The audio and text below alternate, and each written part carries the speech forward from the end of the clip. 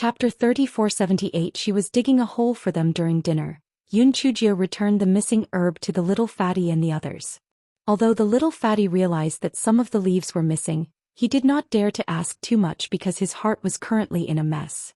Xian Yuanzhua was going to bring people to deal with this little devil at night. Should he inform the others? The little fatty secretly gathered the other 7 people to discuss. The 8 of them did not have the same opinion. Some people felt that it was not bad to be able to borrow Xian Yuanzhua's hands to deal with those 2 little things. At the very least they would be able to vent their anger. Some people were worried that if Xian Yuanzhua failed, then their lives would be in deep trouble in the future. After discussing for a long time, they still could not come to a conclusion. At this moment they heard the little pervert in the dormitory call out to them, "Little ones, quickly come in. This king has something to announce." The little fatty and the others looked at each other and could only enter the dormitory nervously. The moment they entered the dormitory, they saw the little pervert sitting on a chair, swinging his 2 short legs and looking at them with a faint smile. Inexplicably, the hearts of the 8 people tightened. Could it be that this little pervert already knew? Yoon Chujio glanced at the 8 people and said with a smile, "This king hates being betrayed the most. Once a one-eyed wolf raised by this king bit this king. Do you know what happened to that one-eyed wolf?" The little fatty and the others felt that Yoon Chujio's smile was particularly scary. They subconsciously shook their heads and stuttered, "No, I don't know. It's nothing. It's just that the dinner that day was wolf stew," Yoon Chujio said lightly. After Yoon Chujio said that, she didn't say anything else. She just used her little meaty claws to slowly and rhythmically knock on the table. Her eyes were cold as she looked at the little fatty and the others. The little fatty and the others immediately understood that Yoon Chujio was knocking on their heads. They could not help but break out in cold sweat. They really did not understand why the little thing in front of them would bring them such great fear. The little fatty was the first to be unable to hold on. He said with a trembling voice, Your Majesty, you'll say. The 9th prince is going to bring people over to beat you up tonight. But this has nothing to do with us. He said it himself.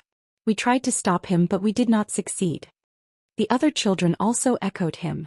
Even the children who initially wanted to use Xian Yuanzhuo's hand to teach Yoon Chujio a lesson had turned against him. They all echoed the little fatty's words, wanting to get rid of themselves. Yoon Chujio's little face revealed a trace of a cold smile. "You say it quite nicely. Did you really not have any intention of letting Xian Yuanzhua avenge you at that time?" A few of the children immediately revealed a panicked and guilty look. Yoon Chujio saw the changes in their expressions one by one. Then she said indifferently, "It'll give you a chance to prove your loyalty to me. As for whether you can seize it or not, it's up to you." The little fatty and the others immediately had a bad premonition in their hearts. They kept feeling that the little thing in front of them was digging a pit for them to jump into. Moreover, it was a bottomless pit. The little fatty asked with a trembling voice, What opportunity? Isn't Xian Yuanzhua going to bring some people over to beat me up later? Let's prepare some gifts for them so that their trip will not be in vain. You guys do this, do you hear me?" Yoon Chujio told them her idea. The little fatty and the others were so shocked that they almost sat on the ground. If they did as she said, they would have completely offended Xian Yuanzhua. However, if they did not do as she said, this little pervert would not spare them. What should they do? Chapter 3479. Beating people up. Yoon Chujio did not urge them. She continued to knock on the table, putting invisible pressure on them.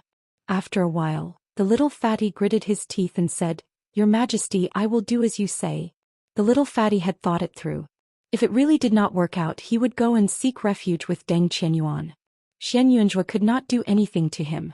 With the little fatty leading the way, the other children also agreed to Yoon Chujio's arrangement and began to prepare a big gift for Xian Yuanzhua.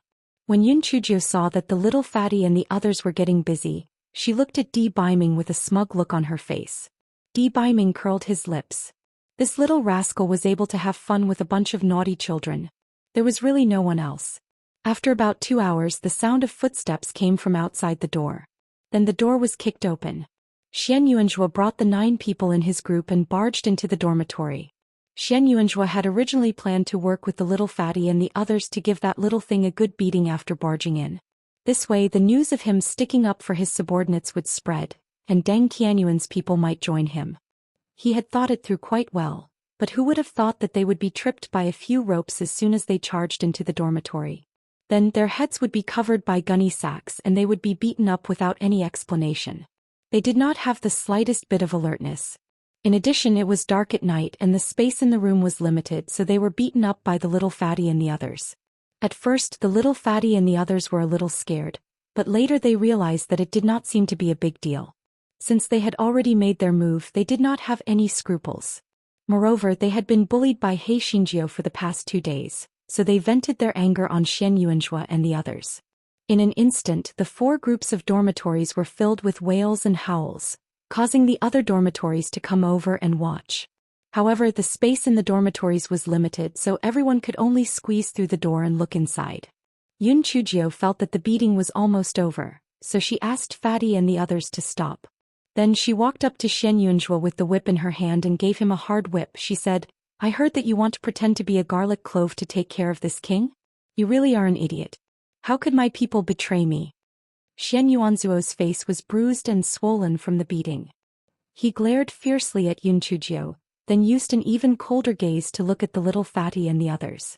"You actually treat me like this. Just you wait." The little fatty and the others could not help but feel some lingering fear. Shen Yuanzhua was the 9th prince of the Jun Tiantian kingdom. If they were chosen by the Li Hate Palace, it would be fine. But if they were not chosen, Shen Yuanzhua would definitely take revenge on them and their family clans.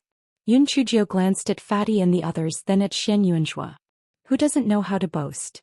This king is not someone who is scared. I have already beaten up enough today. Get lost." Shen Yuanzhua coldly glanced at Yun Chujio, Fatty and the others, then was carried away by a few children. Soon the surrounding children also dispersed. Yun Chujio looked at Fatty and the others and said indifferently, "Close the door. This king has something to say to you." The little fatty rolled and crawled as he closed the door. With a sobbing tone he said, "Your Majesty, what should we do? If we are not chosen by the Li Hate Palace, the 9th prince will definitely take revenge on us." Yun Chujio glanced at him indifferently. She said faintly, "What are you afraid of? The law does not punish the masses. Can't we just make everyone his enemy? Of course, there is still a once-and-for-all method. That is to kill him. Which method do you choose?" Chapter 3480 Picking Herbs. The little fatty and the others were so frightened by He Xinjiu's words that they almost sat on the ground. Although they had been cultivating since they were young, they had only killed some demonic beasts at most. How could they have killed anyone? This little pervert wanted to kill Shen Yuanzhua right away. He had scared them to death, all right. After a long while, the little fatty swallowed his saliva and said with a trembling voice, It's better to choose the first method. However, how can we make everyone his enemy? It's fine with Deng Qianyuan's people. They are not enemies to begin with, but there are still dozens of people who are the 9th prince's followers. How can we make them the 9th prince's enemies?" Yun Chujio narrowed her eyes. "Can't we just make them my subordinates? When the time comes, let them beat up Shen Yuanzhua and Shen Yuanzhua will naturally hate them." The little fatty and the others looked at Yun Chujio in a daze. Wasn't this little pervert a little too arrogant? She actually wanted to make those dozens of people her subordinates? How could she do that? Yun Chujio did not answer their questions. Instead she waved her claws. "This king is sleepy. Go to sleep." Although the little fatty and the others were terrified and confused, they did not dare to ask any more questions. They could only return to their beds to rest. The next morning, after the old man, instructor Jing Jiaoxi, arrived, he threw a large basket of medicinal herbs to each group and asked them to pick out the same medicinal herbs that had been given to them the day before. When the children saw the large basket of medicinal herbs that all looked extremely similar, they were instantly dumbfounded. If there was sufficient time, they could carefully compare the medicinal herbs one by one with the samples in their hands. However, they only had half a minute's time. It was simply more difficult than ascending to the heavens to pick out all of them. Especially the little fatty and the others, who were holding the herbs whose leaves had been plucked. It was even harder to tell which one was the herb they were looking for. He Xinjiu blinked her eyes. Of course, she didn't care if the points would be deducted, but seeing the expressions of the little fatty and the others who were about to cry, her conscience that had disappeared for a long time finally showed up. She scratched the wicker basket a few times, then took out a few herbs and threw them into the empty wicker basket at the side. She said carelessly, "Hurry up and pick. What are you waiting for? Look at me, I picked so many in such a short time." The little fatty and the others were about to cry. Are you picking? It was purely a random grab. How could this work? Although the few of them wanted to put the random grab Yunchujio made back into the wicker basket, they thought about the little pervert's whip and gave up on that idea. The few miserable children tried their best to rummage through the wicker basket, hoping to find a few more correct herbs. 15 minutes passed in the blink of an eye. The children looked at the wicker baskets of the other groups at the same time. When they saw that there were dozens of herbs in the fourth group's wicker basket, they could not help but twitch their lips. They must have picked them randomly. It was impossible to have so many correct herbs. When little fatty and the others saw that the herbs they picked were more than twice the number of other groups, they immediately looked at Heishinjio with resentment. They were really unlucky. How could they be in the same dormitory as such a little pervert? It was fine if they were bullied, but not only did they completely offend Ninth Prince, they would probably lose points again this time. Instructor Deng walked to the wicker basket of each group and inspected it, then brought the wicker basket of the fourth group to the front. The faces of little fatty and the others instantly turned pale. It was over. They were definitely going to be severely criticized. They were going to lose points. Chapter 3481 Killing People. Seeing this, Xian Yuanzhuo revealed a ruthless expression. These people actually dared to help that smelly girl deal with him. As long as they were driven out of this place, he would think of a way to kill them in the future. The other children had gloating expressions on their faces. The fourth group would definitely lose points. The more points they lost, the better. This way their competitors would be much fewer. Jing Jiaoshi glanced at everyone and said, except for the fourth group, everyone in the other groups will lose 10 points. Hei Xinjiu was not surprised by this, but she did not expect it to be so ruthless. Lose 10 points directly? Fuck, if she had known this would happen, she would have chosen fewer correct herbs. Immediately, someone raised an objection. Jing Jiaoshi, why can't the fourth group lose points? Instructor Jing Jiaoshi said coldly, on what basis? On the basis that the fourth group has found more correct medicinal herbs than you. If you are not convinced, take these medicinal herbs back and pick them slowly. After Instructor Jing said these words, he did not care about the medicinal herbs and directly walked away. Yun Chuju was secretly amazed. Not to mention other things in the hateful palace, these instructors had a very good character. Yun Chujio kept all the herbs she had gathered into her storage ring. These herbs could be used to feed Go Weiba. Little Fatty and the others did not dare to say anything when they saw this. The main thing was that they had not recovered from their shock until now. They had actually gotten first place. The feeling of going from hell to paradise in an instant was simply dizzying. They had not picked out a few in total, and most of the herbs in the bamboo basket had been randomly plucked by their king. Could it be that those herbs were actually correct? The gazes the children used to look at the fourth group had some changes. Right now, the fourth group had the fewest points deducted, so it had clearly become the target of everyone's exclusion. This was especially so for Xian Yuanzhua. The gaze he used to look at Yun Chujio and the others was as if it had been tempered with poison. At this moment, an old man walked in from outside the door. The old man's body had a cold and gloomy aura. The children immediately quieted down and looked at the old man with some fear. The Palace of Hatred never accepts cowards. Today's assessment is very simple, and that is, to kill. The old man said coldly. The children immediately cried out in surprise. What did he mean by this?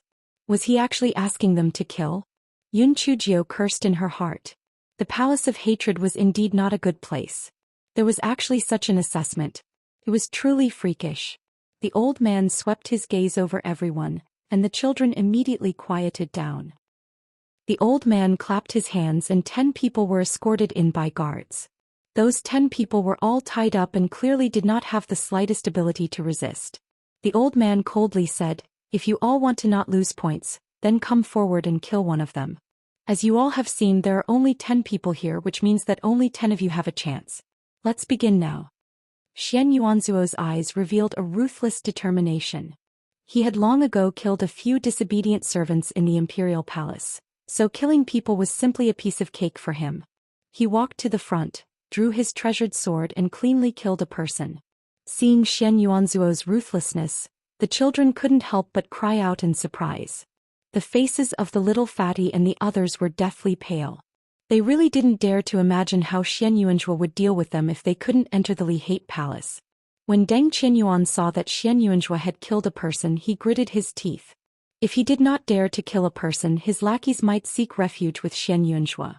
Thus, he could only bite the bullet and kill a person with his eyes closed. Chapter 3482 followed this king to rob with Xian Yuanjue and Deng Qianyuan taking the lead. Another 8 slightly older children walked up and killed the remaining 8 people. The old man's expression did not change. He only ordered the guards in charge of recording to deduct 10 points from everyone except Xian Yuanjue and then left. After the old man left, many children sat on the ground paralyzed. This was the first time they had seen a killing scene, so it was difficult for them to get used to it. Perhaps to give the children some time to recover, there were no other classes scheduled that day. The head of the guards let the children make their own arrangements. The little fatty and the others staggered back to the dormitory, their faces full of fear. They were really afraid that Xian Yuanjue would take revenge on them. Moreover, among the 8 children who had killed, several of them were from the same dormitory as Xian Yuanjue. They were also the people who had been beaten up by them. Yun Chujio narrowed her eyes. She had planned to play a little trick and take Xian Yuanzuo's lackeys as her own and then isolate Xian Yuanjue. But now it seemed that Xian Yuanjue was cruel and merciless. It was best to kill him to avoid future trouble. However, this plan had to be planned more carefully. It was most suitable to kill someone by borrowing someone else's knife. That night, He Xinjie waved her little paws and said, "Little ones, let's go and rob with this king." Rob? The little fatty and the others were dumbfounded. What was this little pervert trying to do? Why was he robbing them all of a sudden? Did he think that he had not caused enough trouble? However, they did not dare to disobey her, so they could only follow He Xinjie out of the room. A certain someone did not intend to get involved, but when he saw He Xinjie leaving with the others, he thought for a moment and decided to follow her. He Xinjie kicked open the door of Xian Yuanzuo's dormitory, then whipped the ground a few times and said fiercely, "Hand over all the good stuff on you or else I'll kill all of you." The little fatty and the others were about to cry. This little pervert actually wanted to rob Xian Yuanjue and the others? There were quite a few people who had killed people in this room. Wasn't he asking for a beating? Xian Yuanjue was first stunned when he saw Yun Chujio and the others. Then he laughed sinisterly. This wretched girl was really asking for death. Since she had delivered herself to his doorstep, then don't blame him for being ruthless. Since there was a rule against killing people, then he would cripple her limbs and dantian. He could use her to establish his authority. Just as Xian Yuanjue was thinking about it, he heard the little girl shout, "What are you all standing there for? Attack together. If anyone doesn't attack, I will whip him." He Xinjie took the lead and whipped a child who had killed people today. The child was hit by the whip and a bloody scar appeared on his face. He could not help but become angry out of humiliation. He took out a treasured sword and fought with Yun Chujio. "You dare to use a sword? What a bitch. Little ones, he has already used a weapon, what are you waiting for? Use your weapons." He Xinjie shouted shamelessly.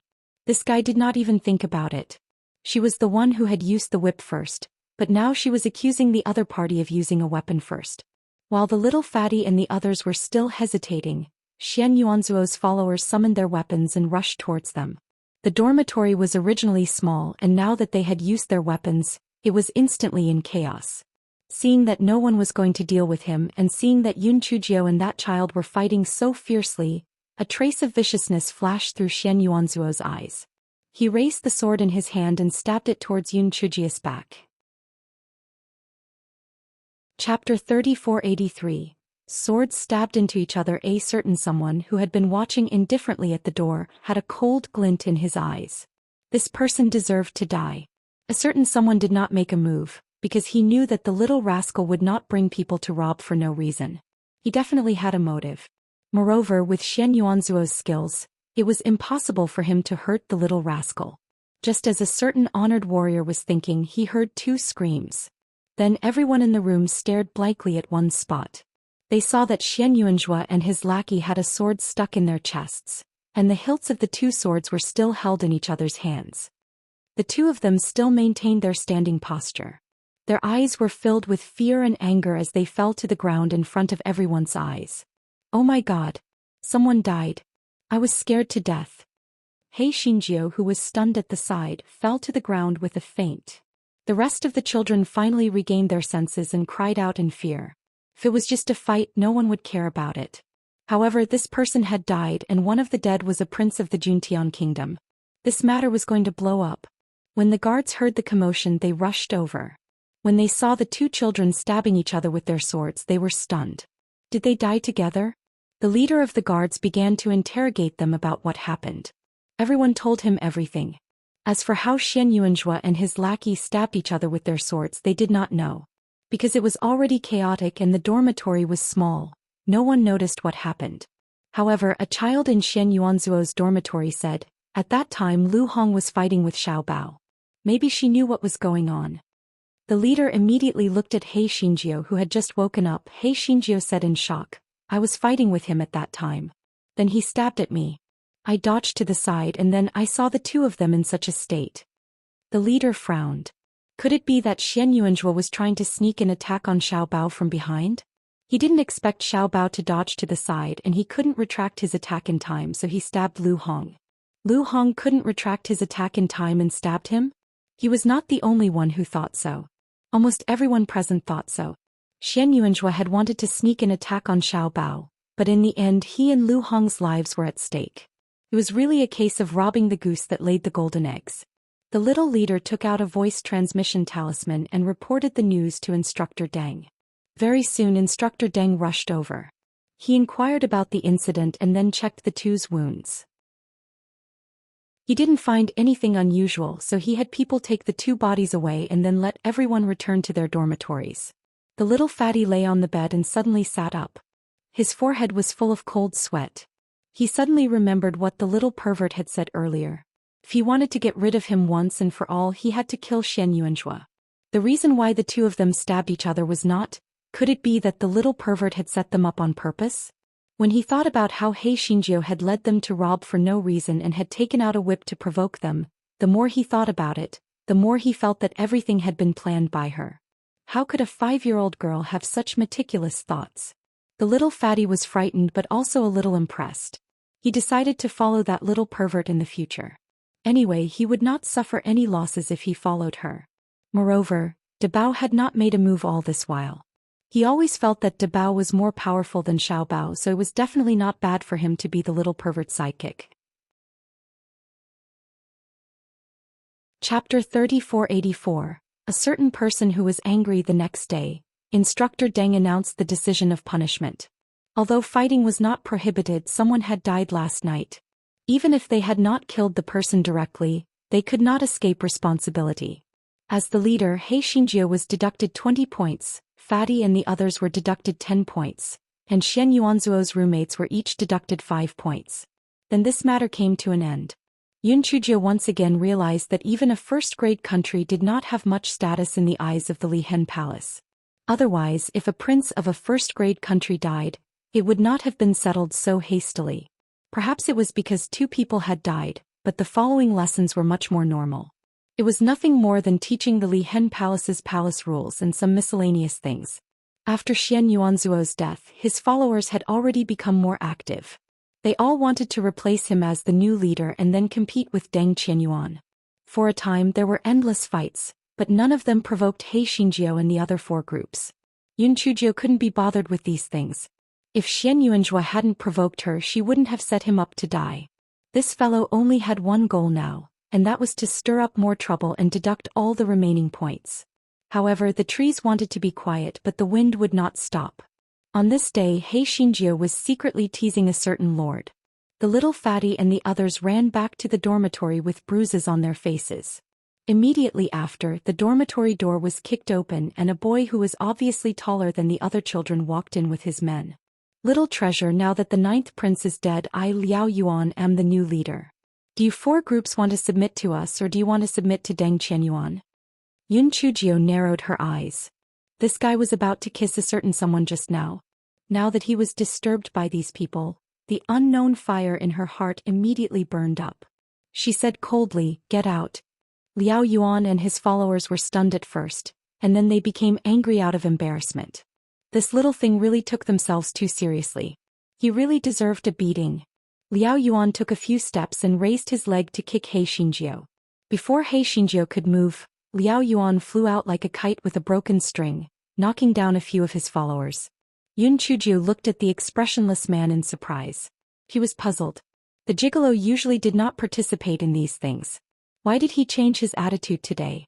The man looked coldly at Liao Yuan, who was staggering up. For some reason he did not like this Liao Yuan. He would not admit that it was because Liao Yuan interrupted Yun Chujio's treatment. Liao Yuan was so unlucky that he did not even know who had kicked him. He thought that it was Yun Chujio who had done it, so he was a little afraid. This stupid girl was really fast, but it was also because he was not prepared. He had to get back at her or else he would lose his position as the leader. Thinking of this, Liao Yuan pounced on He Xinjiao again, and was sent flying by a certain someone. If it was not because he did not want to cause trouble, he would have slapped him to death. This time not only did Liao Yuan see it clearly, but the other children also saw it clearly. This Debao was usually quiet, but they did not expect him to be so powerful. Everyone immediately had the intention to retreat. They did not want to be abused, so they all stepped back and wanted to leave. He Xinjiao sneered and whipped the ground a few times. You want to leave? Those who beat me up will be beaten up for nothing? Either let me whip you a few times or obediently submit to me. Chapter 3485 was impatient to play. Liao Yuan shouted fiercely, "Little treasure, don't go too far. Although your brother's skills are not bad, you are not a match for so many of us. Get lost. Did I ask you? I don't care if you want to submit to me. Other than this idiot, do you want to submit or not? Think about it, is there anyone more suitable than me? As long as you follow me, I promise to lead you to kill Deng Qianyuan." He Xinjiao said with a smile. Most of the children thought that the kill Yun Chujio said was to annex Deng Qianyuan's forces. Only little Fatty shivered. This little pervert was not going to kill Deng Qianyuan, right? The little Fatty did not quite understand. What exactly did Deng Qianyuan do to provoke this little pervert? Although they had only been together for a few days, the little Fatty finally understood that this little pervert was very lazy. If he did not take the initiative to provoke her, she would not take the initiative to deal with him. He did not know that He Xinjiao had accidentally seen Deng Qianyuan and Liao Yuan whispering together last night. She had not paid much attention to it. But looking at the situation today, he knew that everything that Liao Yuan had done was instigated by Deng Qianyuan. Since Deng Qianyuan was seeking his own death, she would fulfill his wish.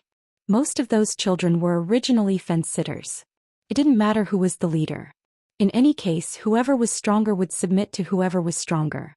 Now that Liao Yuan was no match for Debao, he immediately submitted to He Xinjiao. Liao Yuan nearly fainted from anger. He had originally brought people to deal with that little thing, but now all his subordinates had become that little thing's lackeys. It was simply infuriating. When a few of Liao Yuan's competitors saw that Liao Yuan had lost power, they immediately began to mock and ridicule him, directly pushing him out. Liao Yuan gnashed his teeth in hatred and immediately went to Deng Qianyuan to discuss countermeasures. Deng Qianyuan had originally thought that victory was within his grasp. As long as Liao Yuan subdued the people of the fourth group, he would indirectly control everyone. This way, the chances of him remaining in the Li Hate Palace would be very high. Who would have thought that not only did Liao Yuan fail to subdue the fourth group, but his subordinates also defected to that little treasure? He was truly a good-for-nothing. Deng Qianyuan's thoughts were much deeper than Xin Yuan's. Otherwise, he would not have been able to recruit so many people. He comforted Liao Yuan, telling him not to act rashly. Unexpectedly, just as the two of them were talking, the dormitory door was kicked open and He Xinjiao walked in with a bunch of brats. Liao Yuan's competitors immediately cursed Liao Yuan for being a traitor and shameless.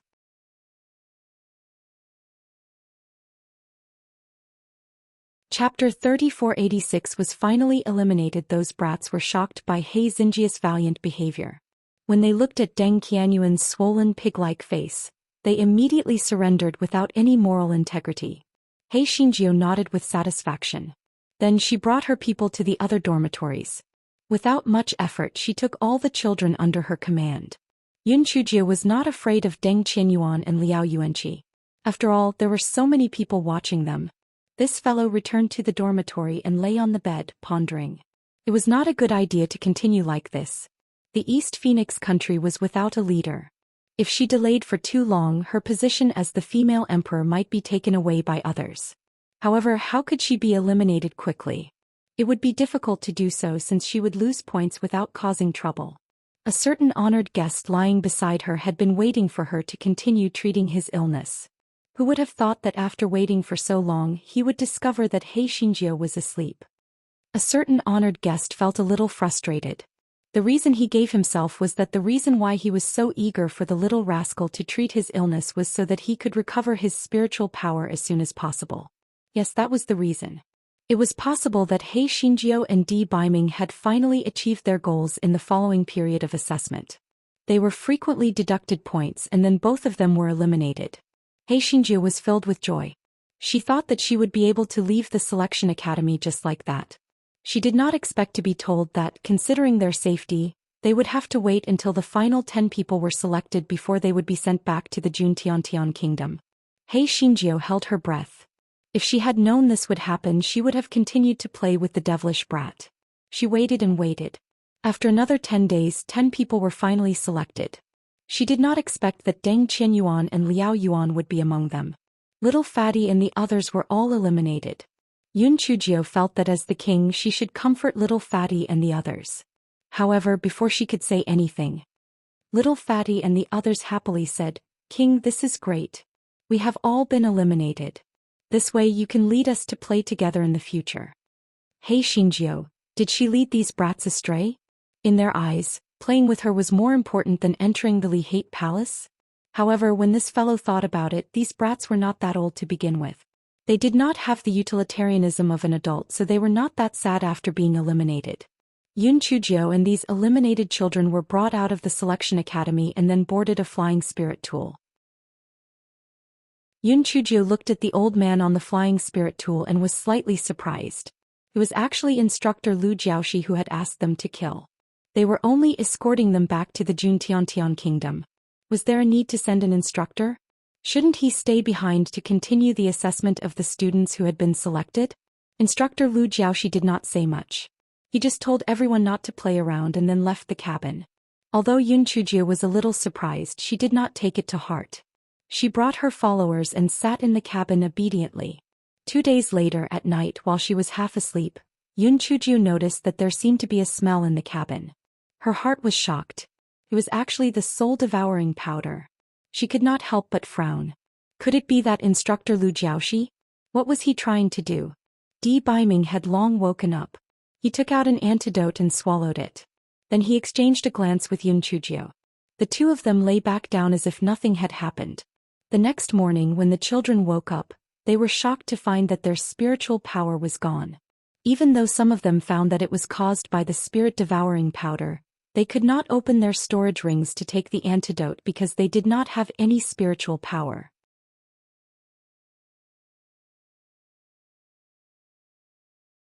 No matter how cold-blooded and heartless the gigolo was, he could not do such a heartless thing. It must be that instructor Lu Jiaoxi's nonsense. Instructor Lu placed the small bone into the stone pit with trembling hands. Then he looked at the imprisoned child with a fanatical gaze for a while. This was the first time he was soaking in fresh blood, so he had to be careful. He had to choose 2 boys and girls with better aptitude. As he looked at them, his gaze fell on Hei Xinjiu and Di Biming. This pair of little things were brother and sister, so it was best to soak the holy bone for the first time. Hei Xinjiu saw instructor Lu Jiaoxi's gaze looking at her, and she couldn't help but sneer in her heart. He was really courting death. She stuffed a few bottles of the antidote for the soul-devouring powder into the sleeves of the little fatty behind her. Although the little fatty was very surprised, he had been serving their king these past few days, so he had become more cautious. She immediately hid a few porcelain bottles in her sleeves. Chapter 3488. What kind of bone is this? Instructor Lu Jiaoxi walked to the side of the cage with a sinister smile. He took out the key to open the cage and directly took Yun Chujio and Di Biming out. The rest of the children looked at instructor Lu Jiaoxi in horror, but they did not dare to go forward. They did not have any spiritual power now, so even if they tried to resist, it would be futile. Instructor Lu Jiaoxi locked the cage again and then looked at the 2 little ones. "It's your honor to be chosen by me first. Come here, be obedient, and I'll give you a quick death. Otherwise, I'll let you bleed out bit by bit."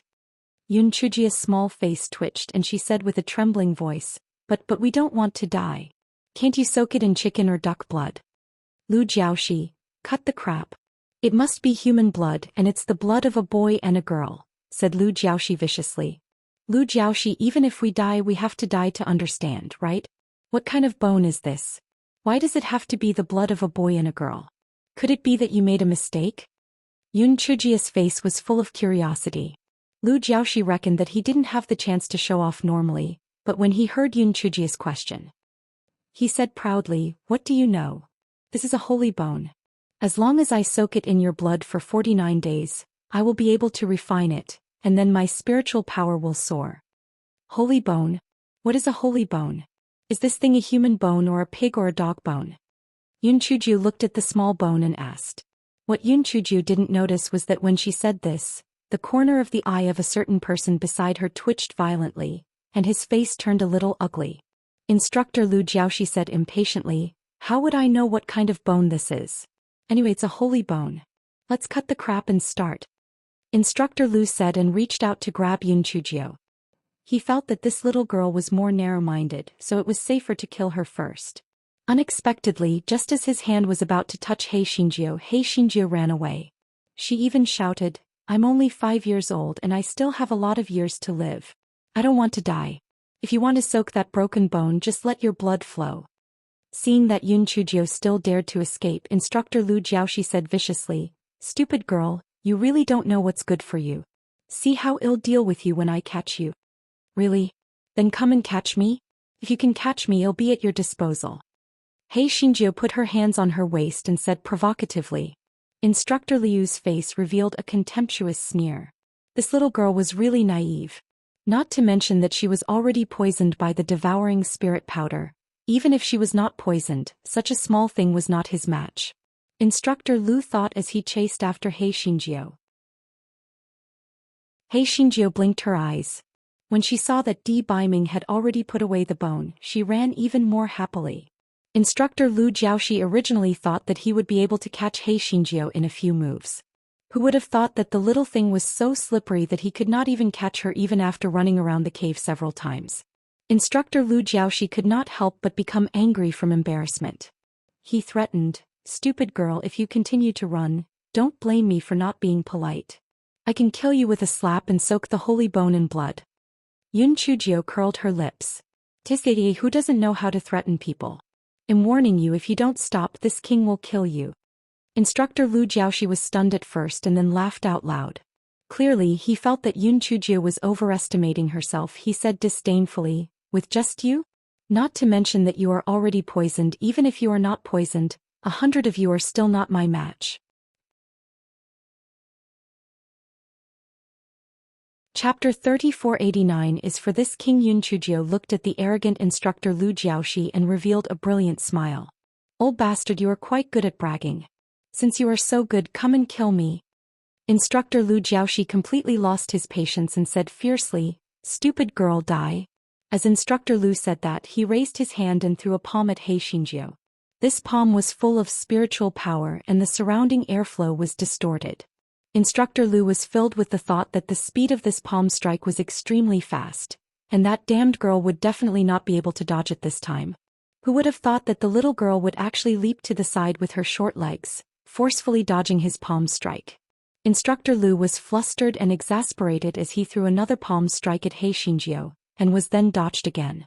Just as he was about to throw another palm strike, a strong wind came from behind him.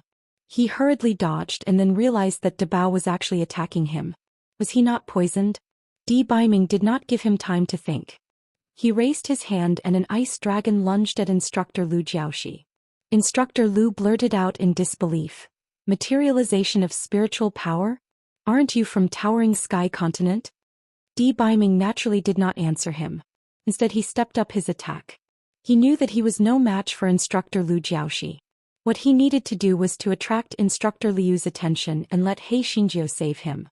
At this moment, He Xinjiu held a large kitchen knife and cut off the lock of the cage with a click. Then she opened the door of the cage. The reason why He Xinjiu said so much nonsense just now was to stall for time and let the children in the cage take the antidote. "Little ones, give it to this king. Didn't that old guy say that even 100 of me are no match for him? Let's teach him a lesson now. Only by killing him will we be able to keep our lives. Therefore, if you have any good treasures, use them on me." Do you hear me? He Xinjiu said sternly. Those children immediately rushed towards instructor Lu Jiaoxi, who was fighting Di Baiming. They hated him to death. If not for their king being quick-witted, they would all die here. They had to kill him. Instructor Lu Jiaoxi was shocked and angry. Weren't these children already poisoned? Why are they all fine now? What the hell is going on? The 5 guards outside the cave heard the noise and quickly ran into the cave. When they were halfway through the cave, they saw a big sack flying towards them. The 5 of them quickly dodged. The big sack fell to the ground and the red powder inside flew in all directions. The 5 of them were choked to the point of tears and tears. Before the 5 of them could regain their senses, several bolts of lightning struck toward them. The 5 of them used their spiritual energy shields to defend themselves while rinsing their eyes with water.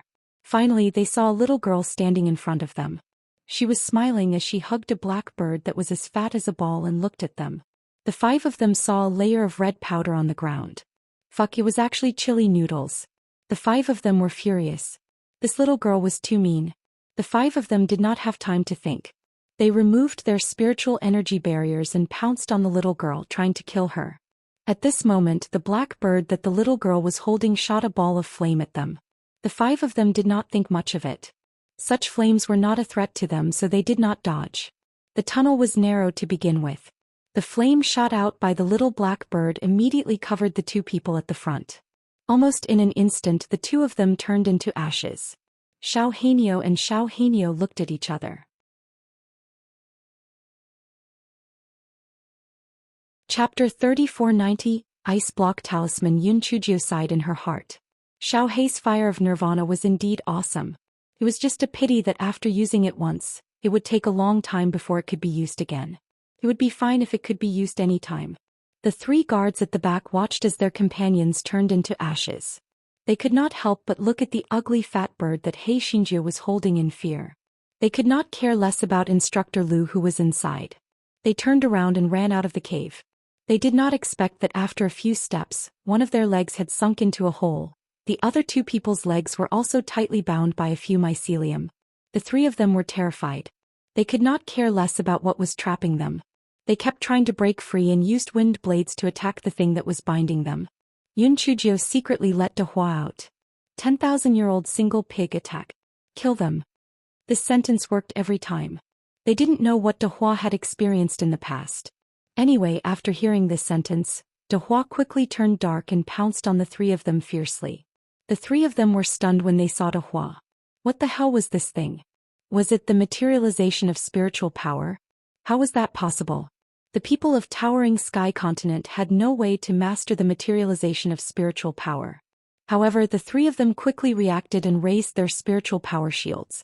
Although they were trapped by the mycelium of Xiao Hei and Xiao Mogu, their spiritual power was much higher than Yun Chujie's. Therefore, Dehua's attack was blocked by their spiritual power shields. The 3 of them quickly got rid of Xiao Hei and Xiao Mogu's restraints and fought with Dehua. Yun Chujio narrowed her eyes. If this continued, Dehua would definitely not be a match for the 3 of them. After all, her spiritual energy was much lower than theirs. She thought to herself that she could actually use the talisman. However, she was afraid that if she used the talisman and caused the cave to collapse, it would be self-defeating. As she thought about it, she suddenly slapped her thigh. She was so stupid. She could not use the exploding talisman, but she could use another talisman. She still had the ice block talisman. This kind of talisman could slow down the enemy's movements. It would be a waste not to use it. Thinking of this, she took out a thick stack of ice block talismans and threw it at the 3 of them. The 3 of them were focused on fighting with Dehua. When they saw Yun Chujio throw a stack of talismans, they were shocked. However, they did not take it to heart. Such a thick stack of talismans was definitely not of high quality and should not have much effect on them. Therefore, the 3 of them did not try their best to avoid the talismans. A few of them landed on their bodies. The 3 of them suddenly slowed down. Even if it was only for a few seconds, it was enough to kill them. Dehua took this opportunity to smash his huge body directly at the 3 of them. Although the 3 of them managed to block the attack with their spiritual power shields, they had consumed a lot of spiritual power. They could only parry and could not fight back. He Xinjiu was immediately delighted. The ice block talismans in her hands were thrown at the 3 of them as if they were free. The three of them felt as if their hearts were going to explode. Where did this stinky girl get so many ice block talismans? After 15 minutes, the three of them finally could not hold on any longer. They were all killed by De Hua. Yun Chujio curled her lips. Just as she was about to return to the cave, she saw Instructor Lu Jiaoxi running towards her. It was obvious that he wanted to escape for his life. When Instructor Lu saw Yun Chujio, he raised his hand in exasperation. This place was so narrow. Where else could she escape to? She was doomed.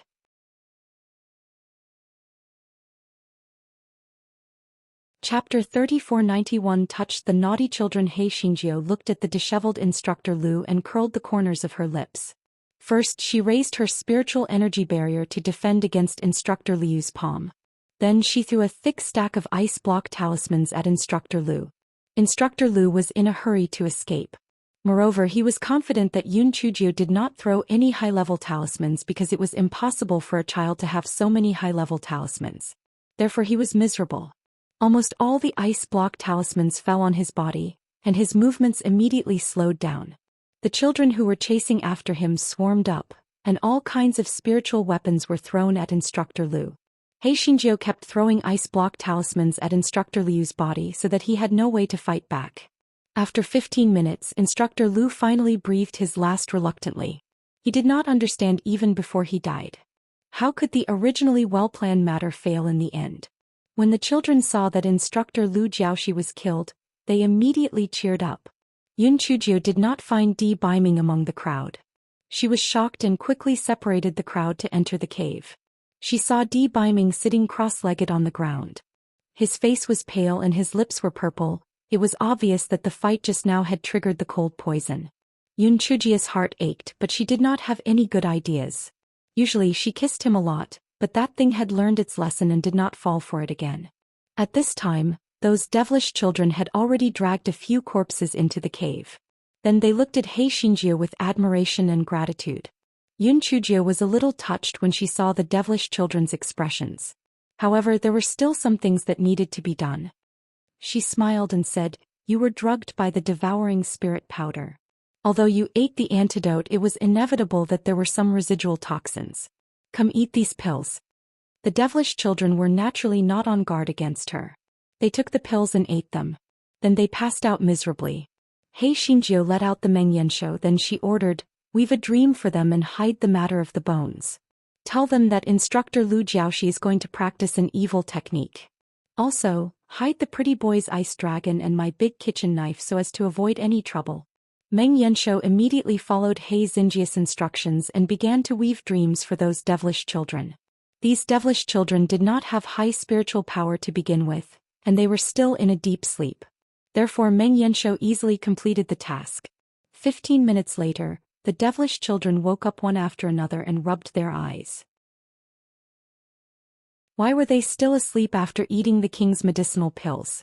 Yun Chujio said with a smile, "This king added some qi-calming and spirit-concentrating things into the pills. This can completely remove the spirit-devouring powder from your body. Do you feel much more comfortable now than before?" The naughty children naturally felt much more comfortable after a short nap. Therefore they firmly believed Yun Chujio's words and were all grateful to her. He Xingjiu rubbed her nose guiltily and coughed a few times. Then she pointed at Instructor Lu Jiaoxi's corpse and said, "In the future, the Li Hate Palace might investigate Instructor Liu's whereabouts. Therefore, in order to avoid getting into trouble after you return to the Juntiantian kingdom, directly hand over this corpse to the emperor and have him report the matter to the Li Hate Palace." The children were stunned for a moment. The little fatty was the first to react and asked, "Your Majesty, what do you mean by this? You want to separate from us?"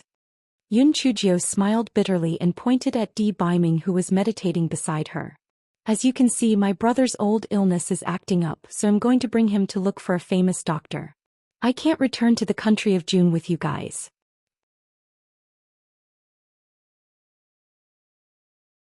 Chapter 3492.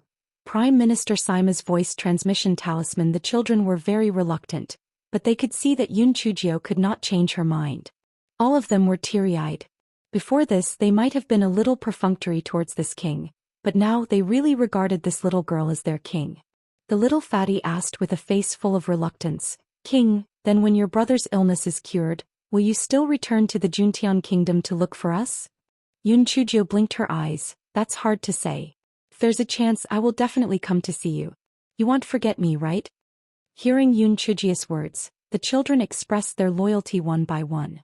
Among them, the little fatty said the most exaggerated, Your Majesty, you are our birth parents. If I forget you, Your Majesty, I will become a bastard in my next life. Hearing the children's words, Yun Chujio's eyes flashed with a faint light. Good. In that case, when Your Majesty is in trouble in the future, you are not allowed to leave me in the lurch. The naughty children naturally agreed. Hei Shinjio thought for a moment and took out a piece of paper. Come, all of you, sign your names and leave a memento for me. Those naughty children did not know that the person in front of them was a little devil who ate people without spitting out their bones. They immediately signed their names without hesitation. Seeing that the naughty children signed their names without missing a single one, Hei Shinjio put away the piece of paper with a smile. Only then did she put away the piece of paper with a smile. After you board the flying spiritual device, send a sound transmission talisman to your parents. I reckon that someone will come to pick you up very soon. The green mountains will not change and the green waters will flow forever. We'll meet again in the future. Yun Chujio said as she hugged her chubby little fist. The devilish children left the cave while crying. They rode on the flying spiritual device that they had found from instructor Lu Jiax's storage ring and left. Only then did Yun Chujio turn her head to look at Di Baiming. After adjusting his breathing just now, although his face still looked a little pale, it was already better than before. Prince Charming, it's not good to stay here for long. Let's leave too. Di Baiming nodded, stood up, and the two little ones left the cave. After getting on the flying spirit tool, Hei Shinjio immediately changed the appearance of herself and Di Baiming and turned them into 8-year-old children. In order to prevent Juntian Nation from searching for the people in the Yulon Valley, they deliberately made a detour to Haotian Nation, which was the neighboring country of Juntian Nation. Although they might have to take more unnecessary roads, at least it was safer. Although they encountered some twists and turns on the way, with Hei Xinjia's glib tongue and a belly full of evil tricks, the two of them finally arrived at the territory of East Phoenix Nation after half a month. Hei Xinjia was so excited that she almost cried. At that time she had only helped Emperor Nanxian to borrow the dragon to kill people. Who would have thought that she would be struck by lightning in meeting Imo later on? Then she tragically went to the capital of Star Sun Country, Starry Night City, and then to the Yulon Valley.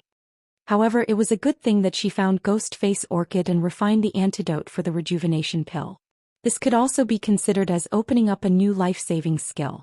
Just as Hei Shinjio was sighing with emotion, she received a voice transmission talisman from Prime Minister Sima.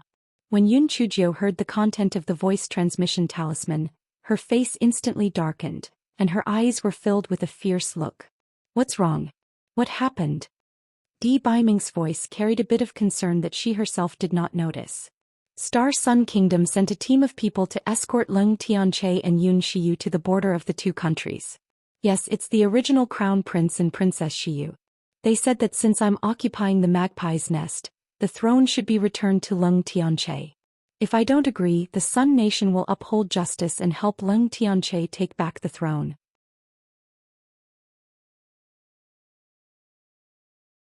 Chapter 3493, Miss Zhang's Territory. What do you plan to do?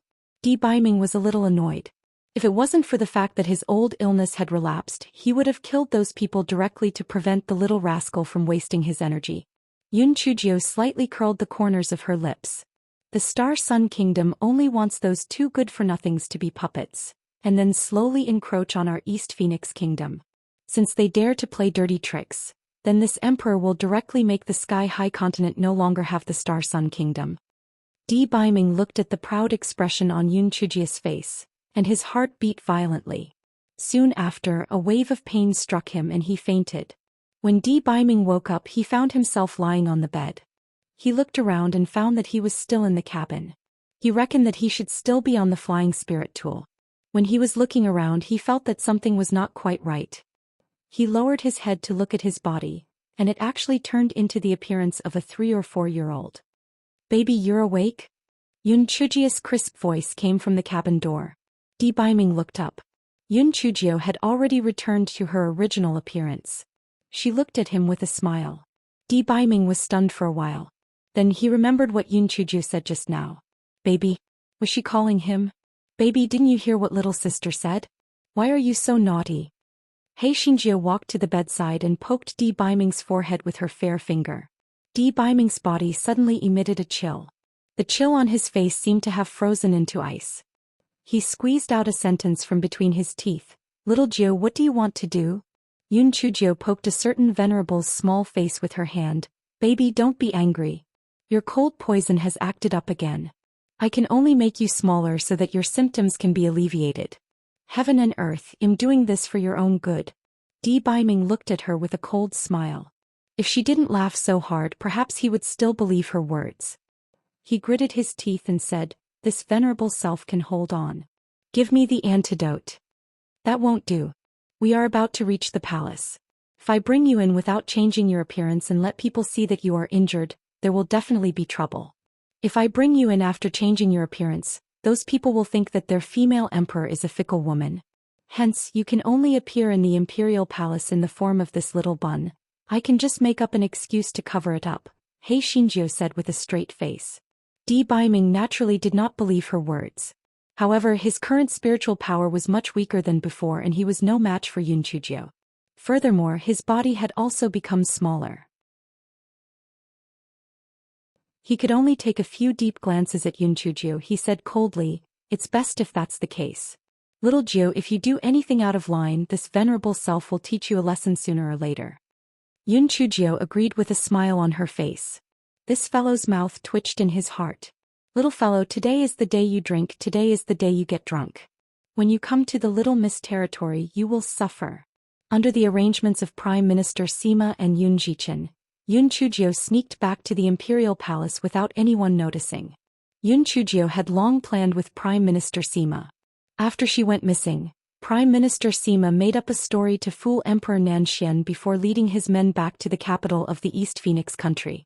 After returning to the capital, he told the public that she was in closed-door cultivation, so he did not attend the morning court. However, it was a good thing that Hei Xinjie was very lazy and rarely attended the morning court before, so she did not arouse any suspicion. When Prime Minister Sima saw that His Majesty had returned safely, he originally had a lot to say. However, when he saw the little boy held by His Majesty, he was instantly scared out of his wits.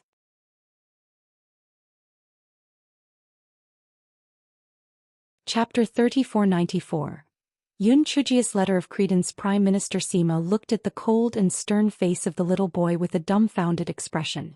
Although his appearance was not very similar to that young Master D from before, but this temperament was clearly the son of the young Master D. Oh my God! This was the illegitimate child of their emperor? Apui! What illegitimate child? This was the crown prince of their East Phoenix kingdom. Oh my God! Their emperor's secrecy work is really good. He even said that he had entered some place by mistake and was unable to escape. Could it be that he had gone to fetch his son? The more Prime Minister Sima thought about it, the more he felt that this was the case. He solemnly said, Your Majesty, since you have brought the crown prince back, do you want to publicly announce his identity? Yun Chujio was drinking tea. When she heard Prime Minister Sima's words, the tea in her mouth immediately spurted out. Crown Prince. This old man couldn't possibly think that the gigolo was her son, right? Di Baiming's expression was even gloomier. What kind of master had what kind of slave? Could this old man be blind? Yun Chujio laughed so hard that she fell back and forth. However, when she saw Di Baiming's ashen face, she immediately held back her laughter and said, Prime Minister Sima, you have misunderstood. This is not my son. This is an orphan that I picked up by accident. I have taken him as my god-brother. Prime Minister Sima immediately said, Your Majesty, I understand all your difficulties. However, isn't it a difference in seniority to take him as my brother? It's better to take him as my godson. Yun Chujio was stunned at first. Then she laughed so hard that she almost fell to the ground. She had decided to give old man Sima a raise. This old man was too cute. She was happy. The cold air on Di Baiming's body made Prime Minister Sima shiver. The old man was still lamenting in his heart. He was indeed young Master Di's son. This temperament and attitude were too similar.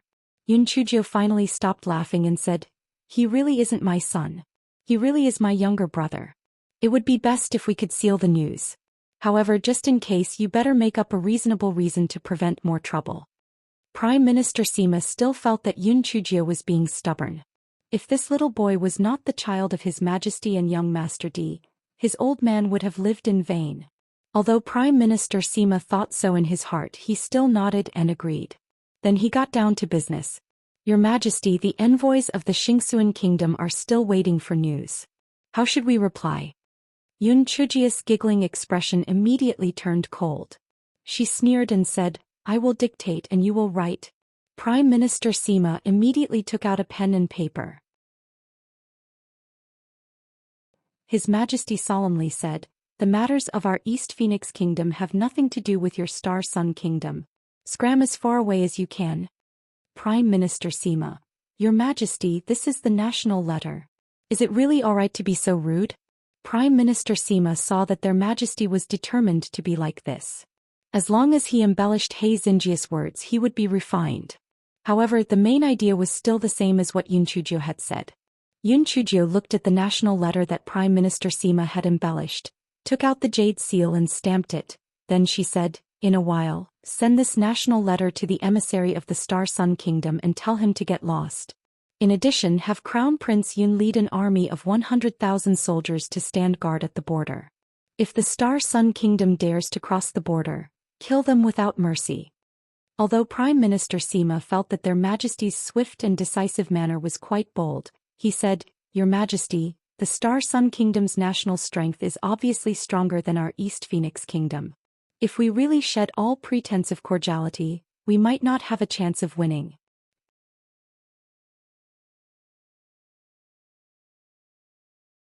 Chapter 3495 was really pitiful, Yun Chujio said indifferently. When we were at war with the Jingmu Kingdom back then, we had even less chance of winning. Didn't I still sit on the throne? So, what's there to be afraid of? Send me the information you've gathered on the Star Sun Kingdom. I reckon that the war will start soon. It's been a long time since we've fought a war. I'm really looking forward to it. Prime Minister Sima was speechless when he saw Yun Chujio's eager expression. However, when he thought about it, although their East Phoenix Kingdom was slightly weaker than the Star Sun Kingdom, they still had their evil emperor. What empty city stratagems! What traps! They would torture him to death. After giving himself a hint, Prime Minister Sima left in high spirits. When Yun Chujio saw that Prime Minister Sima had left, she smiled and looked at a certain person with an indifferent expression. Baby, let's go. Little sister will bring you around the imperial palace. Di Baiming said coldly, this venerable one wants to cultivate. This venerable one also advises you. If you have time, why don't you think of a countermeasure? Don't waste your time on useless things. Yun Chujio looked at the cute-looking person and said such a big reason. She could not help but reach out her evil claws to hold the little bun's face, and then kissed him on the face. The cold face of the one was suddenly filled with anger. Little Gio, if you continue to make trouble, don't blame me for being impolite. Impolite? How do you want to be impolite? He Xingjiu looked unscrupulous and even used her hand to poke the belly of the one. If ice could hurt people, He Xingjiu would have been pierced into a sieve by the one. Seeing that a certain someone was about to faint from anger, He Xingjiu finally realized her conscience and stopped teasing a certain someone. She said with a smile, I'm just teasing you. Your body is weak, I'll bring you to your room to rest. Seeing that Yun Chujio finally stopped teasing him, Di Baiming's expression eased up a little. Fortunately, this little rascal still knew how to restrain himself. A certain someone was clearly relieved too early. He soon learned that a little pervert who could snatch food from a devilish child was capable of doing anything. Baby, come here and massage little Missy's shoulders. Baby, come here and massage little Missy's legs. Baby, come here and peel little Missy's shrimp shells. A certain someone naturally wouldn't agree at first, but He Xingjiu said with a fake smile, Baby, if you don't do what little Missy says, little Missy will kiss you. A certain lord stared at Yun Chujio for a long time, but he still began to serve He Xingjiu with a cold face. When Prime Minister Sima came to deliver the documents of the Star Sun Kingdom, he saw the scene in front of him and could not help but twitch the corner of his eyes. Your Majesty, you are your own mother. Is it really good for you to torture your own son like this? Prime Minister Sima could not help but advise tactfully, Your Majesty, the Crown Prince is still young. Let the palace maids do the work. As soon as he said that, a certain someone who was peeling the shell of a prawn for Shinjio immediately pinched the prawn in his hand into a prawn meatball and stared at Prime Minister Sima with a gloomy face. Ahem, Prime Minister Sima, didn't I tell you before? He is really not my son. You can call him in the future. Shinjio, who was useless at naming, could not come up with a suitable title after a long time. In the end, Prime Minister Sima said hesitantly, why don't we address him as Young Royal Highness first? After you give him a title, we'll just add a title to it. Shinjio nodded. All right, well, do as you say.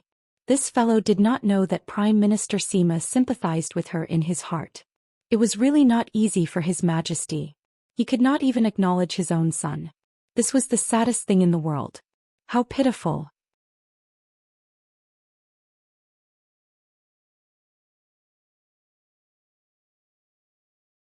As soon as she became the female emperor of the East Phoenix Kingdom, the 3 southern dragon kingdoms started to cause trouble.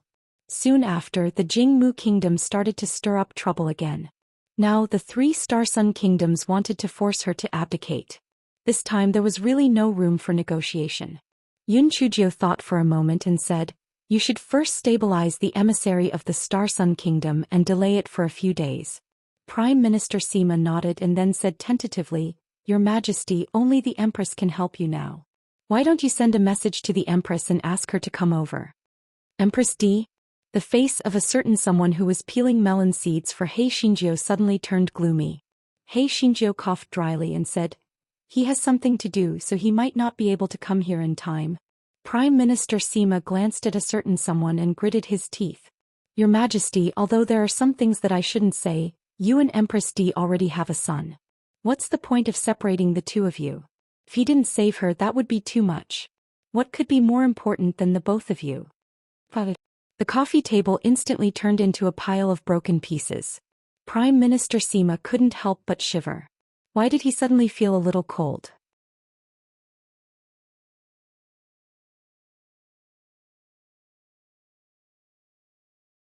She quickly held back her laughter and said, Prime Minister Sima, this emperor will emphasize to you once again that you must call him young Master D in the future.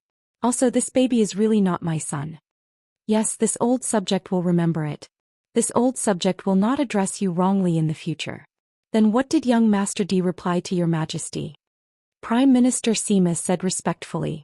However, he sighed in his heart. This was already called a baby, what else could it be but a son? Their Majesty was simply the most pitiful woman in the world. Yun Chujio smiled and said, I'm afraid he won't be able to make it in time. Get his 2 subordinates to come over and help me. They will be able to arrive in a few days. Prime Minister Sima heard Yun Chujio say this. He could not help but feel a little disappointed. Your Majesty, even if young Master D comes over personally, he might not have a chance of winning. He only sent 2 subordinates over. I'm afraid it won't be of much use. Do you have any other countermeasures? Yun Chujio shook her head. For the time being, there isn't any good solution. Do your best to stabilize the envoy of the Star Sun Kingdom. If it really doesn't work, add some ingredients to his dishes at night. He won't be able to leave even if he wants to, such as laxatives.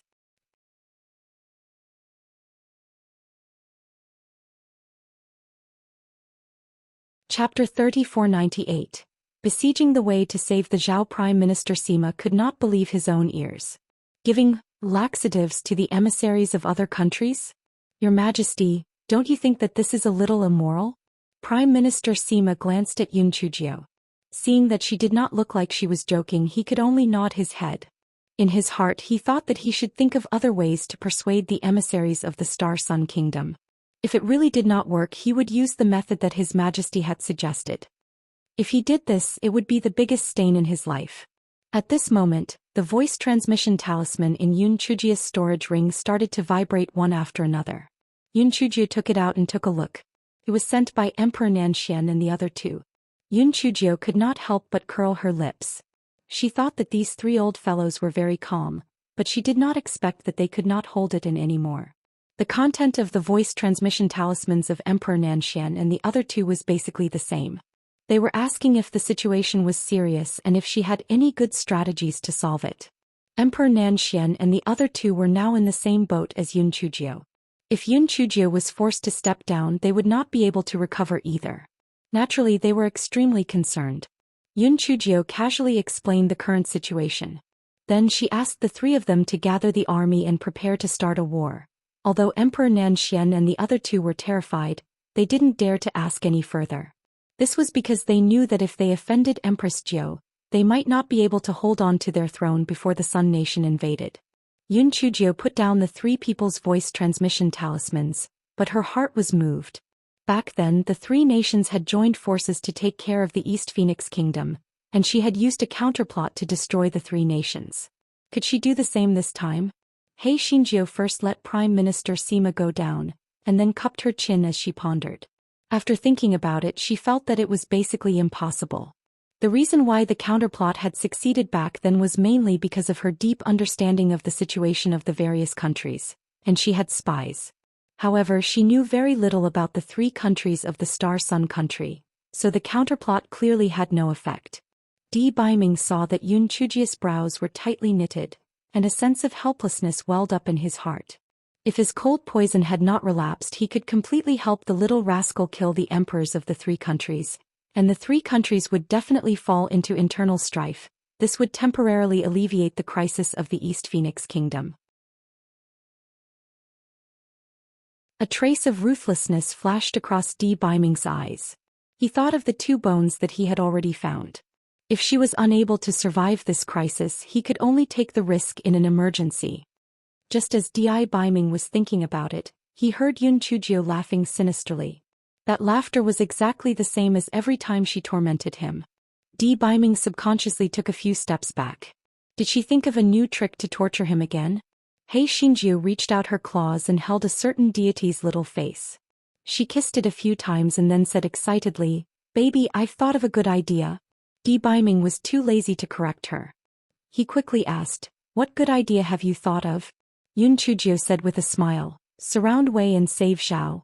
Di Baiming had heard He Xinjiu mention the contents of the 36 strategies in the past, so he knew what it meant to surround Wei and save Xiao. His eyes flashed. "What do you want to do?"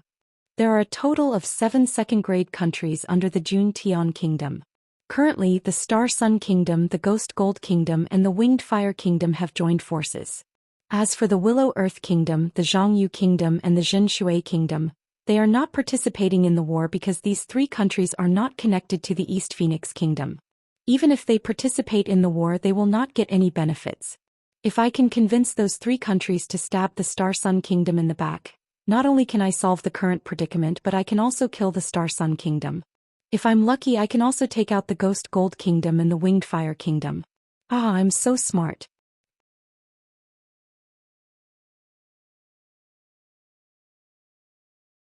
Chapter 3499. Let's have a group battle. Di Baiming's eyes flashed with admiration. Although the little rascal's spiritual power was a little useless, his brain was still very useful. However, Di Baiming still poured cold water on He Xinjiu, who was so excited that she almost jumped up. "Your method is naturally not bad, but how are you going to convince the other three countries? Moreover, time is tight now. Before you can convince the other three countries, I'm afraid that the armies of the three countries from the Star Sun country will attack." Yun Chujio was immediately awakened. That's right, she did not have the voice transmission talisman of the three kings. If she wanted to communicate with them, she could only send a letter. Most importantly, if she wanted to go to the three kingdoms, she would have to pass through the three kingdoms of the Star Sun Kingdom.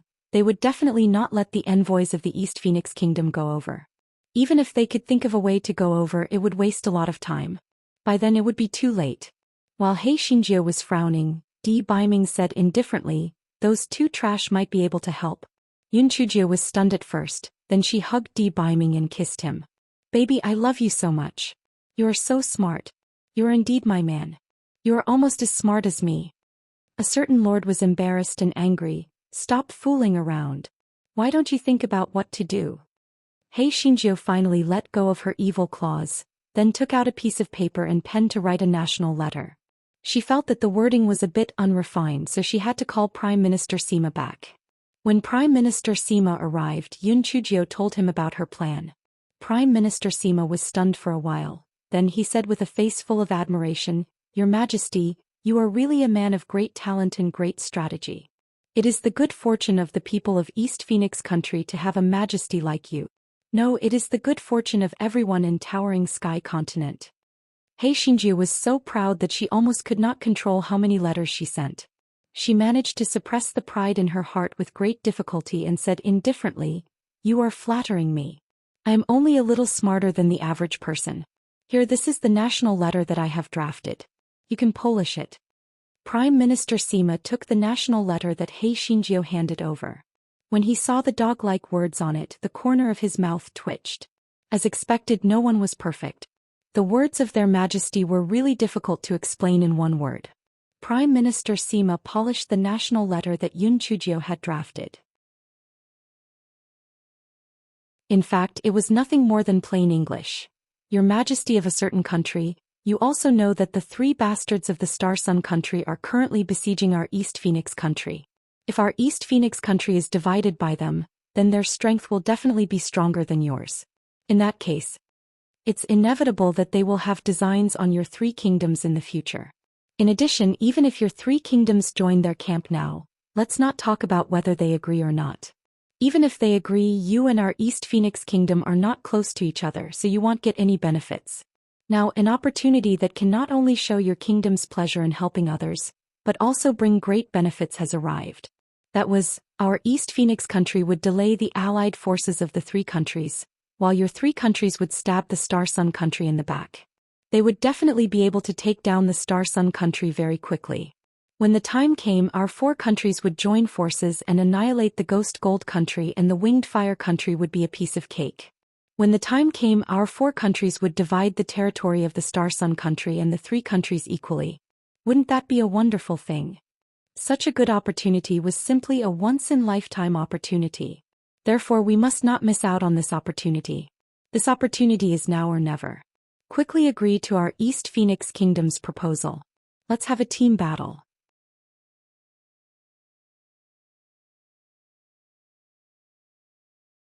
Chapter 3500 was really fierce. Prime Minister Sima was completely in awe of their emperor's eloquence. If he were the emperor of the 3 kingdoms, he would definitely raise his hands and feet to express his approval. If such a good opportunity was wasted, it would be simply intolerable to the heavens. Yun Chujio took over Prime Minister Sima's embellished national letter and took a look. She curled her lips and said, "Prime Minister Sima, you are quite talented. It's just that your handwriting is a little ugly." Prime Minister Sima, don't you feel guilty saying that? His handwriting is ugly. Simply 10,000 times better than your handwriting. Yun Chujio immediately told Xue Wuji the contents of the letter and asked him to forge 3 letters. As for the jade seal, he could just get a large radish to carve it. Xue Wuji and Enfeng immediately changed their route and went straight to the Willow country. Yun Chujio thought for a moment. Even if Xue Wuji and Enfeng split up, the 3 countries would not immediately respond. It would take them a few days, hence the most important thing now was to stop the 3 countries' alliance army from invading. Yun Chujio thought of this and immediately asked Emperor Nanxian and the other 2 to lead the army to the border. She also brought Di Biming and Prime Minister Sima to the border. At this moment, the emissary of the Sun Nation who almost died in the latrine had already returned to the Sun Nation. The allied forces of the Sun Nation had also gathered and were ready to start a war at any time. When Emperor Nanxian and the other 2 saw He Xingjiu, their gazes were immediately attracted by the 3 to 4-year-old boy she was holding. Oh my, after not seeing each other for a few days, this Empress Zephyr had given birth to an illegitimate child? This girl was really fierce. A certain someone's eyes darkened. He swore to the heavens that he would never take that rejuvenation pill again. Definitely not. He Xingjiu did not tell Emperor Nanxian and the other 2 about joining forces with the 3 kingdoms of the Willow country. This matter was of great importance, so she naturally had to be more cautious. Therefore, Emperor Nanxian and the other 2 had worried looks on their faces. They felt that they were most likely going to be finished this time. However, they still felt a little lucky in their hearts. Perhaps that young Master Di of the female emperor of Fenghua would come over to help. After all, his wife and son were here. They could not just leave them be, right? With that great weapon they might still have some hope of victory. Yun Chujio did not have the time to ponder over the thoughts of Emperor Nanxian and the other 2. She immediately brought her men to check out the terrain of the border. There was neither a valley as a place to set up ambushes nor a formation that prohibited flying. Kidby said that if the alliance army of the three countries wanted to attack, there would be no obstruction at all. It was not realistic to dig a trap. After all, the border stretched for tens of miles, and there was no way to complete the trap in a short period of time. He Xingjiu took out the map and looked at it. Then her gaze fell on a winding river. At this moment, the atmosphere in the tent of the alliance army of the three countries was very warm. The generals felt that the East Phoenix country was simply not able to withstand a single blow, and it would not take long to take it down. The Star Sun country was the initiator country, and they had even sent their crown prince Xing Jingyuan over to supervise the battle. Therefore, everyone made Xing Jingyuan the commander of the alliance army of the three countries. Xing Jingyuan said with slight disdain, "The border of the East Phoenix country has no natural dangers to defend, and there are no large-scale formations. Once the war starts, the alliance army of the three countries will definitely be unstoppable, and we will take down the East Phoenix country in one fell swoop." Ghost Gold Kingdom's 7th Prince Jin Haokui agreed. That's right. The East Phoenix Kingdom has been in turmoil for a period of time. Not to mention our three countries' alliance army. Even if we take out any country, they wouldn't be a match for us.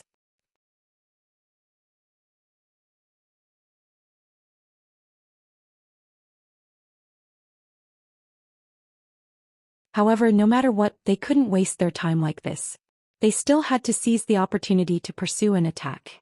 Thus, the allied forces of the three countries advanced towards the territory of the East Feng Kingdom. The allied forces of the three kingdoms had walked for several hundred li in a row. They had even passed by 2 empty cities, yet they still had not discovered the army of the East Phoenix Kingdom. Not to mention the army, they had not even seen a single one of the commoners. It was as if the people of the East Phoenix Kingdom had disappeared into thin air. In order to prevent themselves from falling into Yun Chujia's empty city plan or trap, the allied forces of the three kingdoms had to carefully scout every empty city or valley before they dared to continue forward. As a result, they had to stop and walk for several days. Xing Jinyuan and the others were very pleased with themselves at first. They thought that the people of the East Feng Kingdom had been scared out of their wits, so they had all escaped. However, things had unexpectedly gone smoothly, causing these people to feel a little uneasy. They had a feeling that something wasn't right. Could it be that they had fallen into the trap of the female emperor of Zephyr?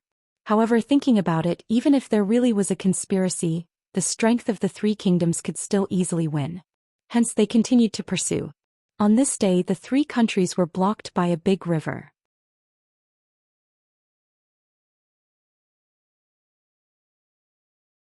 Chapter 3502, River Styx. Reporting to Marshall, the river in front is the Heaven-Tracing River. Although it is forbidden to fly, there aren't any high-level water beasts in this river. Moreover, from the looks of it, it might be due to the lack of rain recently that the water level has dropped a little. The water surface is also very calm. It is completely possible to swim across. General Feng reported. Xing Jinyuan and the others stood by the riverside and looked towards the other side of the river. They did not discover the East Phoenix country's army. On second thought, although the Heaven-Tracing River's surface was very wide, it did not have any powerful water beasts. There was absolutely nothing to be afraid of. Just as Xing Jinyuan was about to give the order to cross the river, a general came over with an uneasy expression and reported, "Marshal, we found a huge rock in front. Please take a look." Xing Zenyuan's expression darkened slightly. What was there to see with a broken rock? However, he saw that the general's expression was conflicted. He still brought his men to the place that the general had mentioned. The soldiers surrounded the place from 3 layers to 3 layers. When they saw Xing Jinyuan coming over, they quickly moved aside, revealing a large rock inside. Xing Jinyuan focused his gaze and saw that the natural patterns of the large rock had formed 2 words: Netherworld. Xing Zenyuan's expression immediately became a little ugly.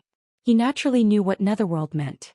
This meant that if they wanted to cross the Heaven-Tracing River, they would be courting death. Where was this stone found?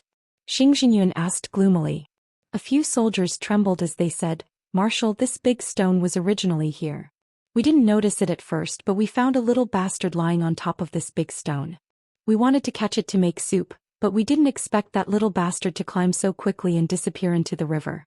Then we saw that the patterns on this stone were somewhat strange." The soldiers also whispered to each other. The patterns on this stone were obviously formed naturally. Could it be a warning from the heavens? That little bastard could not have appeared on this huge stone for no reason. Perhaps it was to attract their attention. This was to warn them not to go any further. The soldiers then recalled that they had not seen a single person from the East Phoenix Kingdom. Perhaps the East Phoenix Kingdom had already known that the heaven-tracing river could stop the allied forces of the three kingdoms, so they had all retreated. When Jin Hao Kuei heard the soldier's words, he could not help but snort coldly. It's just a piece of broken rock. How can it be so mysterious? It's just a coincidence. As Jin Hao Kuei spoke, he slapped his palm towards the huge rock. In his heart he thought that if he were to smash this rock into powder, this rumor would naturally fall apart. Rumble. After a loud sound, the huge rock shattered into several pieces. However, what followed was a number of miserable screams. It hurt so much. My hand. My eyes. My eyes. Help. My face. It turned out that as the huge rock exploded, a lot of poisonous water actually sprayed out from it. That poisonous water had a very strong corrosive nature. Regardless of whether it was clothes or skin, as long as they were touched by it, they would be corroded away. Many soldiers had their faces injured by the poisonous water. Jin Hao Kuei was the closest to the huge rock, so he was also the most severely injured. Not only was his face disfigured, his left eye was forcefully blinded by the poison. If it weren't for the many high-grade elixirs on him, he probably wouldn't have been able to keep his life. Some of the soldiers whispered, "Oh my God. No wonder the word Netherworld is written on the huge rock. So it's actually Netherworld water inside. It's too terrifying. Could this heaven-tracing river also be poisonous water?" My right eyelid had been twitching for the past few days and I kept feeling uneasy. I heard that the female Emperor of Zephyr was a divine phoenix emissary. Why would she run away for no reason? Maybe she intentionally lured us here to the heaven-tracing river. Yeah, what you said makes sense. The heaven-tracing river seems peaceful. Maybe there really is some danger.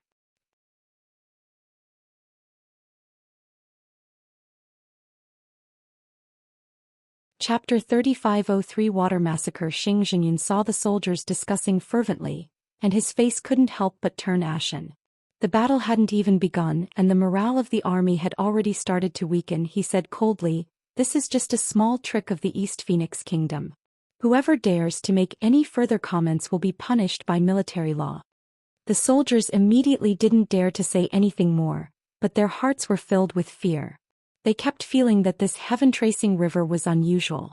Xing Jinyuan and the others had discussed it. Now that the morale of the army was fluctuating, the best way was to quickly cross the heaven-tracing river. Otherwise, the rumors would spread more and more. Therefore, the allied forces of the three countries did not rest and directly began to cross the river. The Star Sun country, the Ghost Gold country, and the Winged Fire country were not close to the sea, so they only carried a few large ships. It was obviously not realistic to transport all the troops there. Fortunately, the heaven-tracing river was calm and there were no high-level demon beasts, so they could swim over. Therefore, Xing Jinyun ordered the high-level generals to take the large ships over, while the ordinary soldiers had to swim to the other side on their own. At first, the soldiers were a little nervous. Was there any hidden danger in the heaven-tracing river? However, it was difficult to disobey the military orders, so they could only brace themselves and jump into the heaven-tracing river. However, seeing that the big ship carrying the high-ranking officers had reached the middle of the river without any problems, the soldiers became bolder. They were probably scaring themselves so nothing would happen. When most of the soldiers were in the river, someone vaguely heard a sound which seemed to be the sound of a huge current. While everyone was puzzled, the sound of the roar became louder and louder. There was a huge current pouring down from the upstream. When everyone saw the huge current rushing towards them, they were instantly thrown into chaos.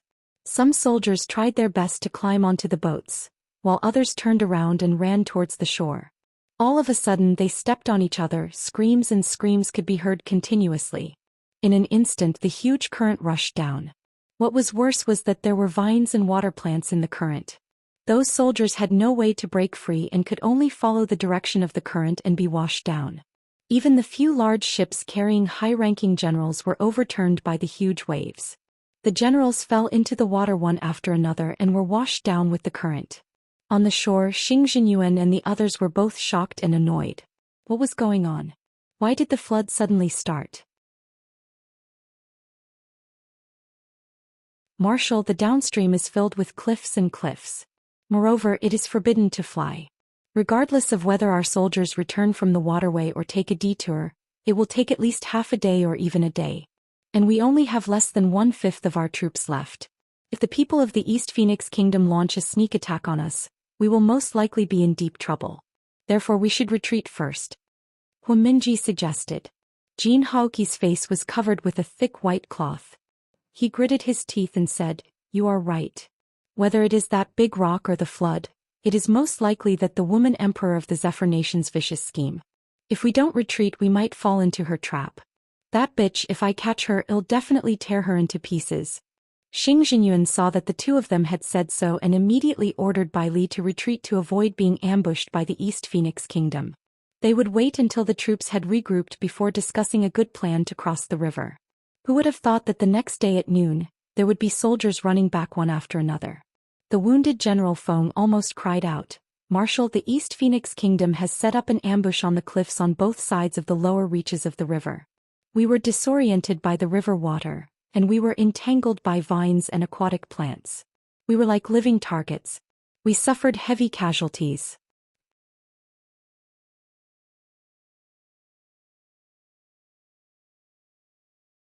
Chapter 3504 had even more surprises waiting for you. Xing Jinyuan was stunned when he heard General Feng's words. Then he questioned loudly, "What did you say? Say it again." "Marshal, our people were ambushed in the lower reaches of the heaven-tracing river. They suffered heavy casualties." General Feng repeated. Xing Zenyuan's head buzzed. Yes, both sides of the lower reaches of the heaven-tracing river were steep cliffs, and most of them were submerged reefs. It was simply the best place to set up an ambush. He recalled the Netherworld stone from before. The original intention of the East Phoenix Kingdom was not to use that stone to cause any harm to the allied forces of the three countries, but to force him to immediately give the order to cross the river. This way, he would not have the time to carefully examine the terrain and the surrounding situation. The East Phoenix Kingdom must have built a dam upstream. When they saw the army enter the river, they blew up the dam. This could explain why there was a flood all of a sudden. Moreover, the female emperor of Zephyr had calculated that once there was a flood, the remaining troops would not dare to cross the river by force. She could rest assured and deploy all her troops to the lower reaches of the heaven-tracing river to ambush them. This was a chain of events. The female emperor of Zephyr was indeed good at scheming. Xing Jinyuan had not put Yun Chujio in his eyes before, but this defeat immediately made him sober up a little. Jin Haokue said in a flustered and exasperated manner, "Marshal, are we just going to suffer this loss? If it were up to me, after we gather our troops, we should immediately force our way across the river. We don't want to cause any more trouble." Xing Jinyun looked at him unhappily. He was a little displeased with him. If it weren't for his bad temper that shattered the Netherworld stone, he wouldn't have ordered them to cross the river immediately. It was really a waste of time. Xing Jinyun was displeased, but because of the relationship between the two countries, he could only suppress his displeasure and say, "Seventh Prince, our soldiers have just been ambushed by the East Phoenix country. They will need to rest for at least 2 days. If they are in a hurry to attack, they might fall into the trap of the female emperor of Zephyr." Jin Haokue wanted to say something, but Huiminji said, "Let's do a head count first. Then we will send people to the upstream and downstream to check. If there are no abnormalities, we will cross the river again. It is safer this way." Xing Jinyun nodded and then ordered his men to immediately do it. The next morning, General Feng reported the casualty figures that he had calculated. The East Phoenix country had actually relied on a flood to wipe out 50,000 allied troops. Although Xing Jinyun was mentally prepared, when he heard the number 50,000, his head still buzzed. They hadn't even fought head-on, yet they had already lost 50,000 men. If this was spread out, it would be a great humiliation. The three-country alliance army rested for 2 days and sent people to check the upper and lower reaches of the heaven-tracing river carefully. After confirming that there was nothing unusual, they prepared to cross the river again. Just as Xing Jinyuan was about to give the order to cross the river, General Feng pointed to the other side of the river and said, "Marshal, There seems to be a person on the other side. As the heaven-tracing river was very wide, Xing Jinyun could only vaguely recognize that there should be a person standing on the other side. Just as Xing Jinyun and the others were feeling suspicious, a clear voice came from the other side of the river. Hey! Wasn't the flood that I sent you a few days ago a pleasant surprise? Hurry up and cross the river. There will be even more pleasant surprises waiting for you later. Xing Jinyun and the others immediately guessed the identity of the speaker. It was actually that damnable female emperor of Zephyr. That was because other than her, no other woman would call herself Emperor of Zephyr. After that, the female Emperor of Zephyr slipped into the bushes by the shore and disappeared.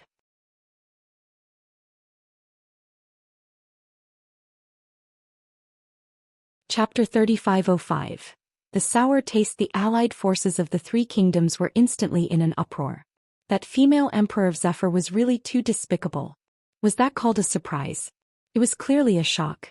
She said that there would be another surprise? Oh God, the flood was already scary enough. What terrifying thing had she prepared this time? Xing Jinyun and the others were also bewildered. Although the upstream and downstream had already sent people to investigate and there was nothing unusual, when they heard what Empress Ju said, they couldn't help but feel a little nervous. Humph. I heard that when the Zephyr female emperor fought with the Jingmu kingdom, she once played the empty city trick. This time she may be deliberately mystifying things, but in fact nothing happened at all. If it were up to me, let's rush over and ignore the nonsense. I want to cut that bitch into 1,000 pieces right now. Jin Haokui thought of his blind eye and hated Empress Ju to death. Huaminji disagreed and said, that might not be the case. Maybe she is deliberately doing the opposite and making us think that she is using an empty city tactic. In fact, she has already set up an ambush to lure us into a trap.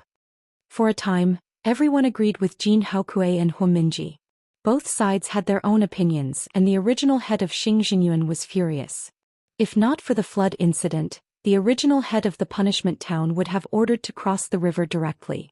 However, he had lost 50,000 people in the first encounter, so he had to be careful. Otherwise, his prestige would be greatly reduced. Perhaps the position of marshal would be taken away by Huaminji. After weighing the pros and cons, the original head of the punishment town had to send a few hundred people to cross the river first to check it out. In this way, even if there was danger, the losses would not be too great. The few hundred unlucky people who were chosen to cross the river first were so angry that they wanted to bang their heads against the wall. Why did they have to be the scapegoats? The female emperor of Fenghua across them was as cunning as a fox. She must have set up an ambush in the river. If they went into the river, they would definitely be in deep trouble.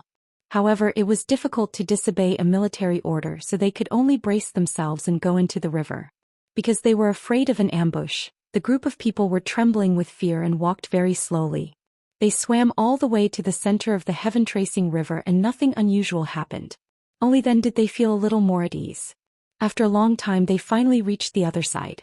They were afraid that there was an ambush in the grass by the shore, so they used their spiritual power to test it out. However, there was nothing unusual. Only then did they carefully climb to the other side. They were pleasantly surprised to find that nothing had happened. Damn it, it was another empty city trap. Seeing that those people had safely gone ashore, Jin Haokui curled his lips and said, "How was it? I told you it was an empty city trap, right? Hurry up and let the army go over, or else that female emperor of Zephyr will run away again." Xing Jinyun nodded and immediately gave the order for everyone to cross the river. Finally, all the soldiers of the three countries' allied army passed through the heaven-tracing river and reached the opposite bank. Xing Jinyun heaved a long sigh of relief in his heart. They had finally come over.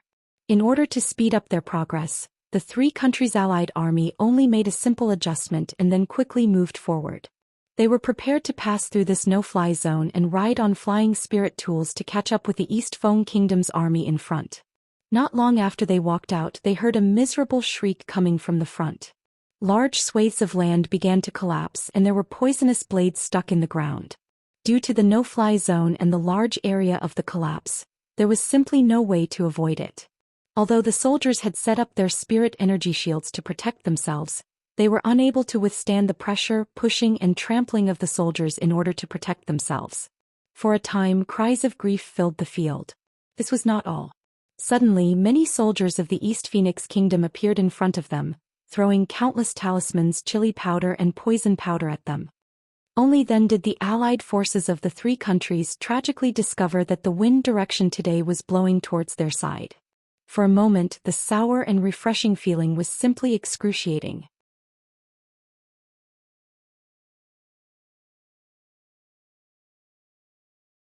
Chapter 3506. What other schemes does Empress Jiu have? The situation was out of control. No matter how Xing Jinyuan commanded, no one would listen to him.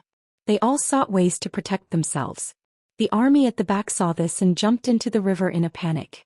At least the river was safe. Who would have thought that there would be countless large ships coming down from the upstream and launching an attack on them? On the ship at the front stood a beautiful girl. It was none other than Empress Jiu. Xing Zenyuan's head was buzzing. He had fallen into another trap. Previously, the female emperor of Zephyr Nation had deliberately given up the two cities in order to buy time and set up this trap. However, he was puzzled. He had clearly surveyed the upstream and did not find any troops of the East Feng Kingdom. Moreover, there were cliffs on both sides of the river. How did these troops of the East Feng Kingdom suddenly appear? How would he know that the East Feng Kingdom had a monkey-like Empress Jiu? After the three countries' allied forces had finished surveying, this fellow had used ropes to drag everyone up.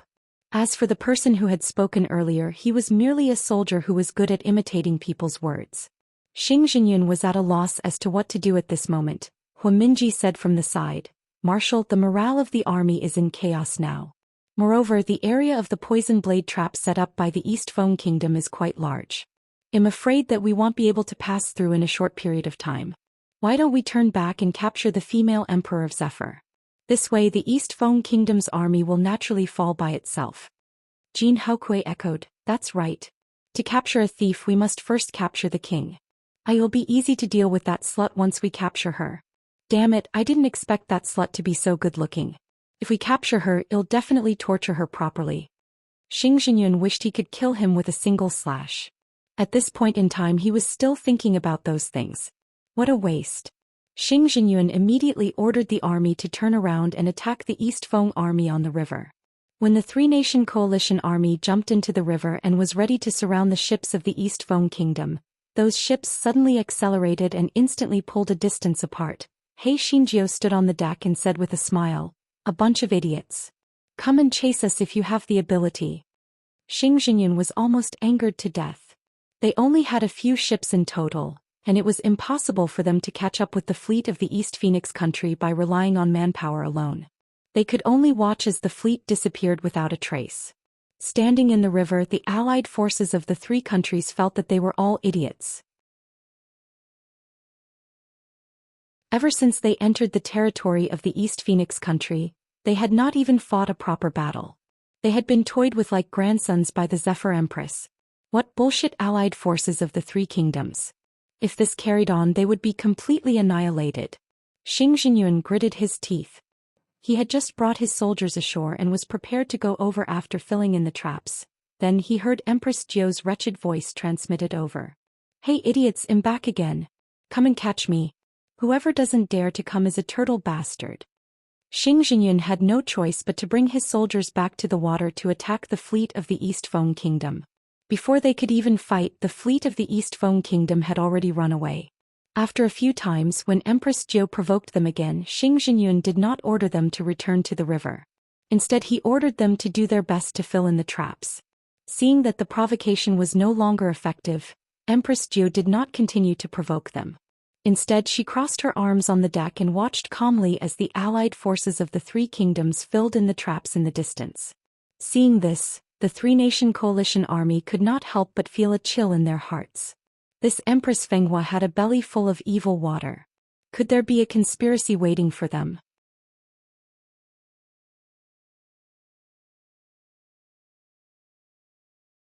Chapter 3507. Their Majesty was not human on the deck. Prime Minister Sima's admiration for their Majesty could no longer be expressed in words. The old man asked with his starry eyes, "Your Majesty, the allied forces of the three kingdoms have already lost 80,000 to 90,000 troops. Moreover, we have already formed a pincer attack from both inside and outside. Should we launch a general attack and fight them head-on?" The corners of Yun Chujia's lips curled up. No, pass down the order. While the allied forces of the three kingdoms are filling in the traps, get the people on the shore to retreat quickly. Prime Minister Sima was very puzzled by Yun Chujia's decision. Your Majesty, this is a once-in-lifetime opportunity. If we retreat again, we will have to give up 2 more cities before we can retreat to Boulder City, which has a no-fly formation. Why are you doing this? Yun Chujio smiled faintly. If we kill them all, the 3 kingdoms will send another army and there will be even more of them. At that time, we may not be able to hold out for a long time, so we will have to keep these idiots. Their role is to help us stall for time. Prime Minister Sima was stunned for a long while before he understood Yun Chujia's meaning. His Majesty wanted to hang Xing Jinyuan and the others. Although it had dampened their spirits, he still wanted to give them hope. This way, the 3 kingdoms of the Sun Nation would not continue to send their armies over. Only then would the East Phoenix Kingdom be able to hold out for a period of time and wait for news from the 3 kingdoms of the Willowland Nation.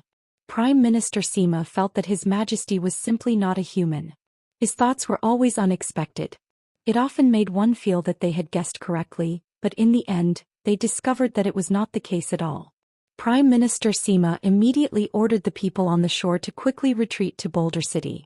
At the beginning of the war, Yun Chujio had already sent people to settle all the civilians in other cities.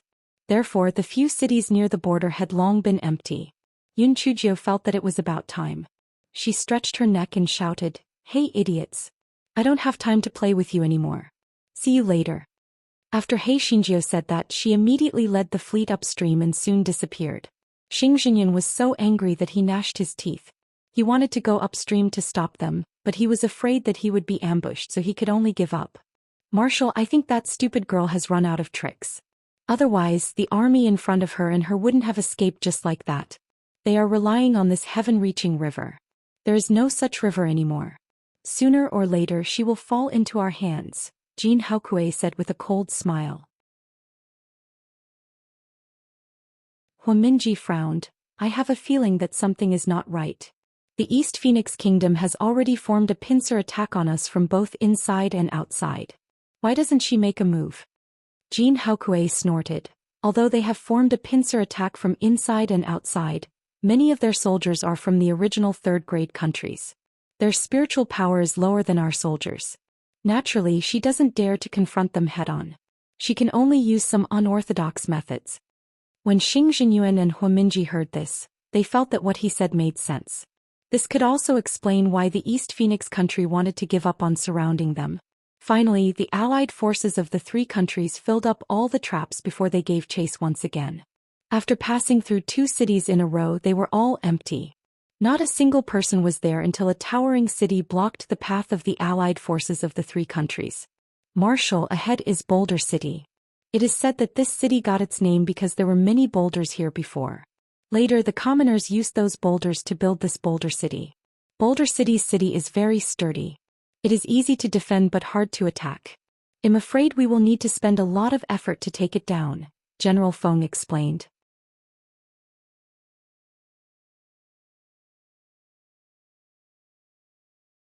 Chapter 3508 Giant Rocks. Xing Jinyuan and the others looked at the city.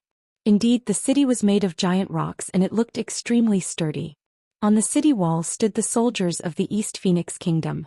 They were ready for battle.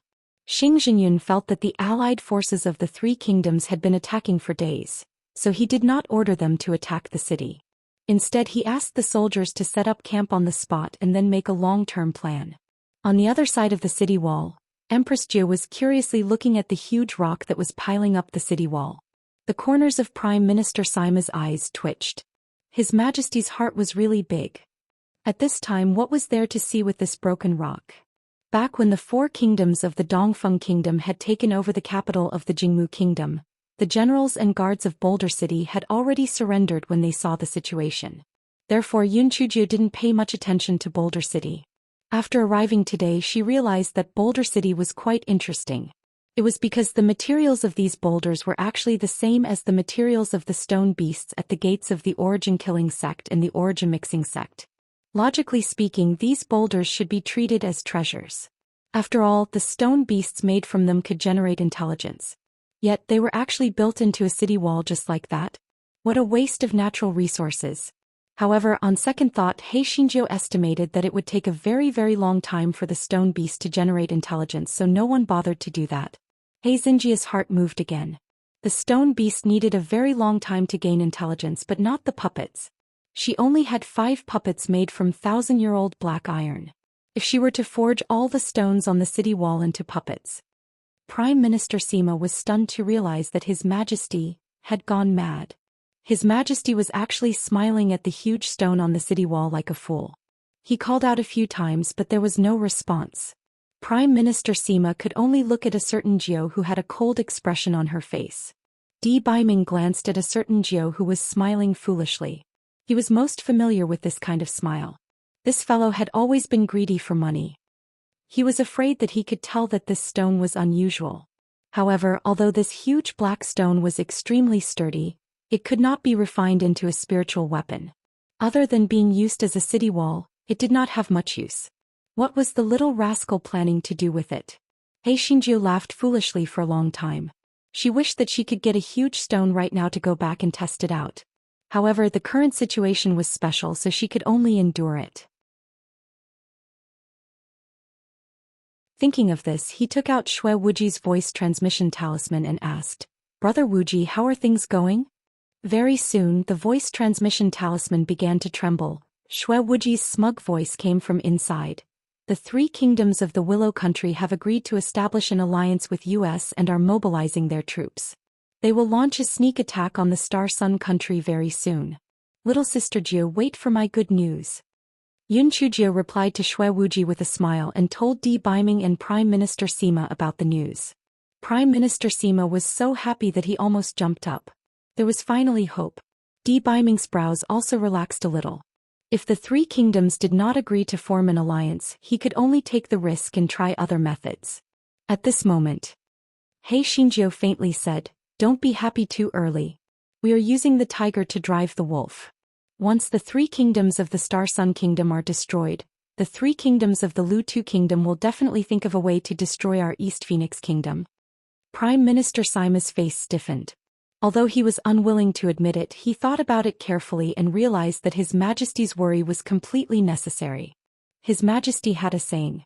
There was no eternal enemy, no eternal friend, only eternal interests. Now that they had the same goal, the 3 kingdoms of the Willow Country had formed an alliance with their East Phoenix Kingdom. Once the 3 kingdoms of the Sun Kingdom were destroyed, the 3 kingdoms of the Willow Country would definitely turn their attention to their East Phoenix Kingdom.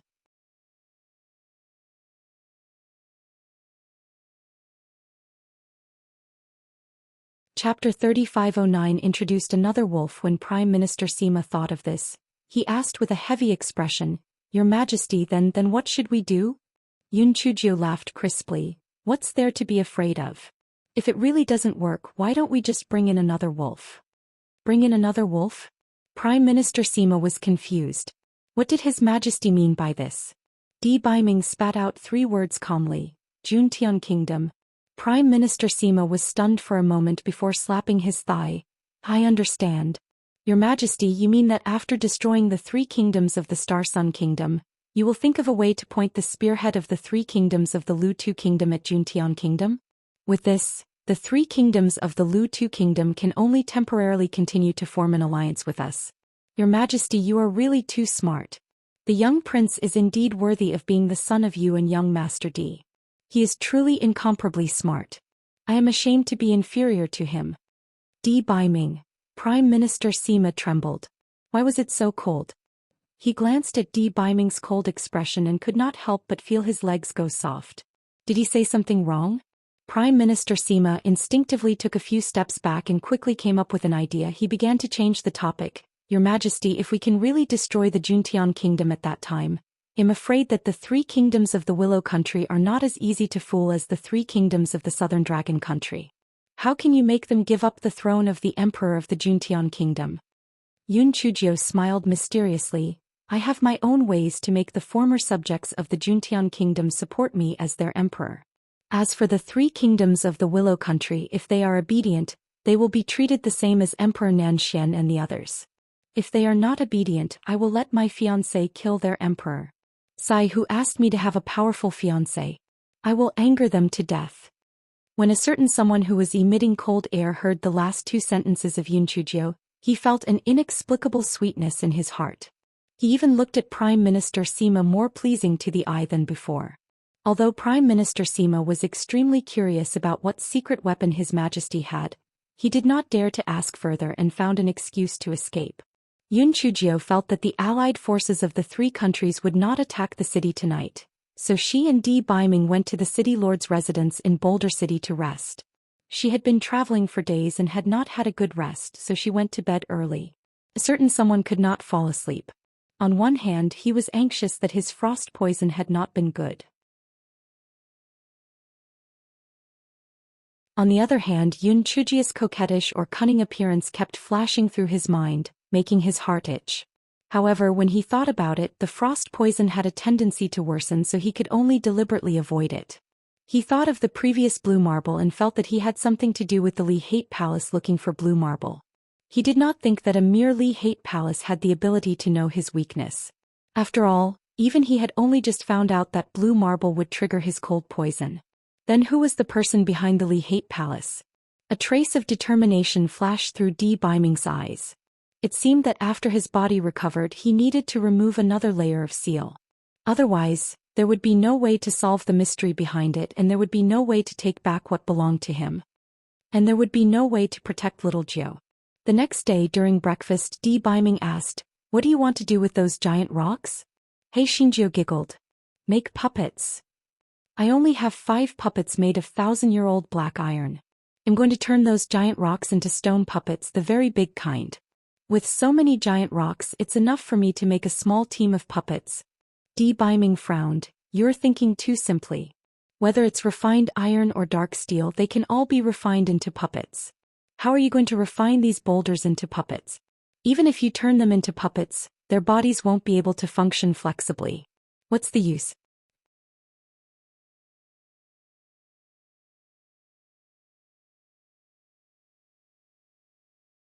Chapter 35 10 Eat on Time. Yunchujio was instantly dumbfounded. That's right, Shi Yuan sect and Hun Yuan sect's Stone Pai Xiao and Stone Lion had gained intelligence, so the stone body could have a certain degree of flexibility. The puppet plate definitely couldn't do it, so could her separated spiritual sense do it? Although He Xinjiu wished she could give it a try right now, the enemy was right in front of her. If she tore down the city wall, she would probably be beaten up by the group, right? Therefore, she had no choice but to temporarily suppress the restless desire in her heart. After eating breakfast, she climbed up the city wall to check on the situation of the Three Kingdom Coalition army on the other side. Just as He Xinjiu was checking, the sky suddenly darkened. He Xinjiu instantly had an ominous premonition in her heart. Fuck, could it be that the heavenly lightning was coming to strike her? This damnable heavenly lightning would not come sooner or later, but it had to come at this time. It was simply fatal. If the soldiers found out that their majesty was being struck by the heavenly lightning, their morale would definitely fluctuate. The most fatal thing was that it might destroy the flight-prohibiting formation. Therefore, she could only leave Boulder City to lure the heavenly lightning away. This fellow had wanted to lure the heavenly lightning into the Three Kingdom Alliance's camp, but there were too many people in the Three Kingdom Alliance. If things went wrong, he might lose his life. Therefore, this fellow had decided to leave the North City and come back after enduring the heavenly lightning. He Xinjiu called Prime Minister Sima over and ordered in a low voice, "I'm going out to walk the heavenly thunder. Guard the city well. Be alert. Don't let the Three-Nation Alliance attack the city while the sky is dark. The most important thing is to protect the young Royal Highness. If anything happens to him, I won't forgive you." Walk the heavenly thunder? Prime Minister Sima was dumbfounded. He had seen how His Majesty looked like when he was struck by lightning, therefore he could only nod and say, "Rest assured, Your Majesty. This Boulder City is extremely sturdy. It shouldn't be a problem to defend it for a few days. Even if I have to risk my life, I will protect the young prince." Yunchujio nodded in satisfaction. "I reckon that the 3 kingdoms of the Willow Country will soon launch an attack. If you can defend it for 3 to 5 days, you will be able to escape. If there are any problems, you can just ask the young prince. He has a way to contact my fiancé's 2 subordinates." When Prime Minister Sima heard Yunchujio say this, he immediately panicked. "Your Majesty, didn't you just go out to walk the thunder? Are you not coming back?" Yunchujio said faintly, it's hard to say. You know that the last time your majesty went out to walk the thunder, it took me so long to come back. I'm just taking precautions. Prime Minister Sima was about to cry. Your majesty, you should try your best to come back. All of us combined don't have your guts. Yun Chujio comforted Prime Minister Sima. Then she brought Di Biming to the side and said, I'm going out to walk Lei. To prevent me from accidentally entering another realm, here are 2 antidotes for rejuvenation pills. You can take them as you see fit. Oh right, here are the pastries I prepared for you. You can eat them slowly. Be good baby. You have to grow up. You must remember to eat on time. Hei Xinjiu did not care about Di Biming's reaction and ran away in a hurry. It was not that she did not want to say more, but the dark clouds in the sky converged at a very fast speed. In just a short while the sky had turned dark. If she did not speed up and draw the heavenly lightning away, the heavenly lightning would probably break the formation core of Boulder City. Di Biming looked at Yun Chujia's back and felt an indescribable feeling in his heart. He subconsciously opened the paper bag in his hand and was stunned.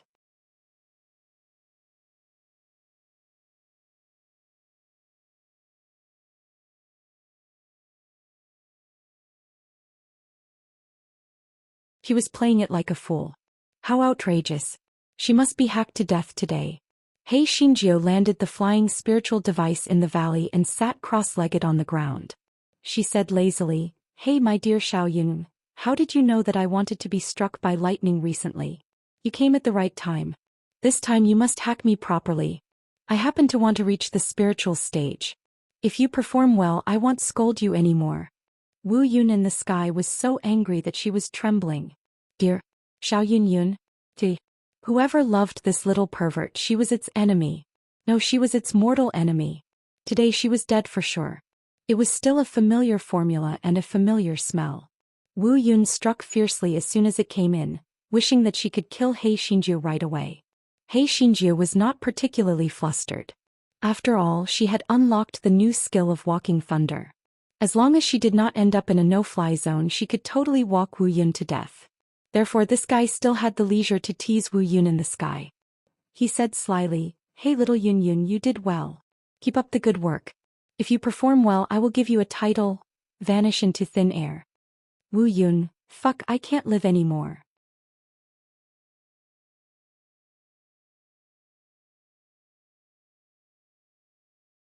Chapter 35:12. Wings vanish into thin air? Isn't this damn brat cursing it to die? Besides, who does she think she is? How could she be qualified to give it a title? The more Wu Yun thought about it, the angrier he got. The lightning struck at Hei Xinjiu even more intensively. Hei Xinjiu summoned the little black bird and the little mushroom at a leisurely pace.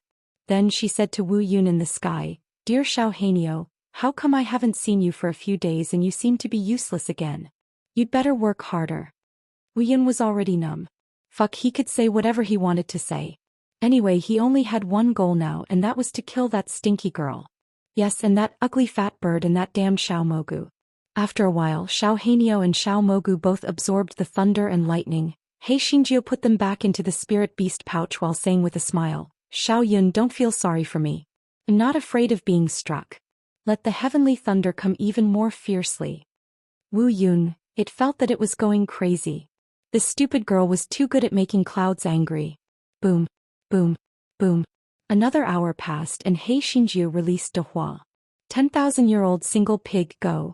De Hua, who had turned into a black flower, instantly grew bigger and began to devour the heavenly lightning.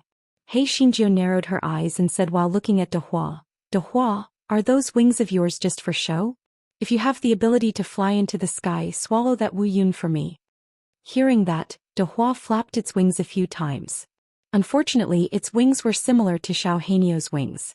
It could not lift its huge body at all and could only fly a few feet away from the ground. Hei Xinjiu curled her lips and said, I thought it was a flying pig. It turns out that its wings are just like Xiao Hei's. It was most likely that her words had hit De Hua's sore spot. De Hua grew bigger and crazily swallowed the lightning that struck down one after another. Hei Xinjiu was stunned. Oh my, so De Hua's degree of darkening was endless? If she was stimulated again, would it bring her any surprises? Therefore, when this fellow had almost finished regulating his breath, He still stimulated De Hua in a different way. De Hua, it's not that I dislike you, master. You said that they were both fierce beasts. At least Cheongqi and Tao Wu had the appearance of fierce beasts. Don't you think that it's a joke that you, a dignified Tao Tai, turned into a pig? De Hua, it's fine that you said you were a pig, but it turns out that purple is pretty good looking too. Why did you have to turn into a black pig? What were you thinking? De Hua, I heard that you used to eat everything. Why are you picky now? No wonder you have turned into a spiritual beast and even lost your body. Unfortunately, no matter how much He Xinjiu said, De Hua did not change again. He Xinjiu could not be bothered to say anything more when she saw this. She sat cross-legged and combed through the thunder spirit energy in her body. As He Xinjiu released the pigs again and again, 10 hours passed. The spirit energy in He Xinjiu's body was not enough to release De Hua again, so she had to start walking the thunder. This fellow was afraid that it would affect the city of the East Phoenix country, so he began to walk in circles. Moreover, his mouth was not idle. Little Yun, do you know what your current behavior is called? This is called the cloud-pulling mill. Huh. Wu Yun was stunned. She had only heard of a donkey-pulling mill, but she had never heard of a cloud-pulling mill. Damn it, she was calling it a donkey in a different way. Wu Yun was so angry that she could not take it anymore. In her exasperation, a piece of cloud split into several pieces and surrounded He Xinjiu's flying spirit tool.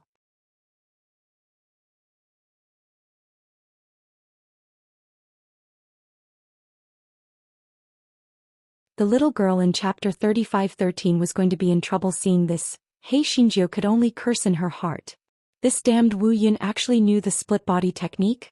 Although Wu Yun's strength had decreased after splitting into several pieces, it forced He Xinjiu to stop beating around the bush and could only continue flying forward.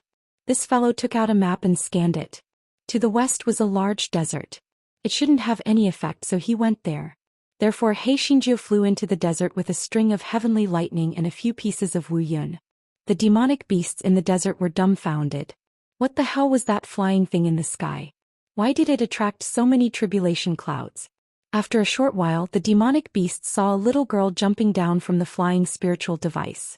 Oh my, what did this human little girl do to attract so many heavenly lightning? She was probably going to be turned into ashes by the heavenly lightning bolts, but she deserved it. Who asked her to attract the heavenly lightning bolts? She almost scared them to death. The demon beasts were shocked to find that although hundreds of heavenly lightning bolts struck the little girl, she was still alive and kicking. She actually didn't die. However, the little girl soon showed a pained expression. The demon beasts felt that the little girl was probably not able to hold on any longer. Then they were dumbfounded to see that the little girl summoned a flying spirit tool and then led a string of heavenly lightning to fly away. Oh my, there's such an operation. The demonic beasts stared at the flying spirit tool in the distance with their mouths agape. However, when they saw the flying spirit tool flying in the direction, they all revealed gloating expressions. That little girl was going to be unlucky. He Xinjiu had destroyed several flying spiritual devices, and Wu Yun had finally exhausted the power of lightning in the sky. Wu Yun had no choice but to leave in a huff. A sentence came to his mind.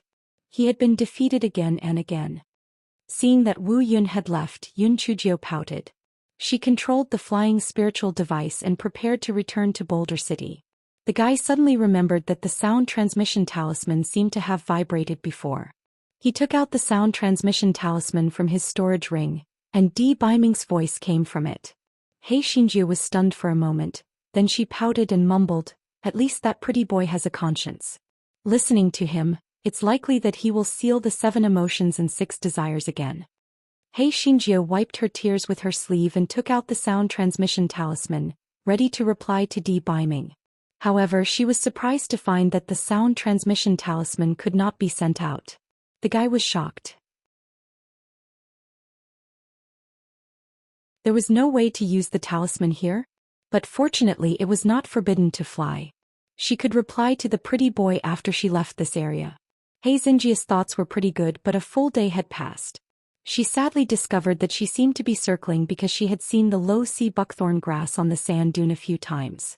Just as this fellow was feeling miserable, she suddenly heard several sharp bird cries. She looked through the porthole and saw countless demonic birds flying over from the distance.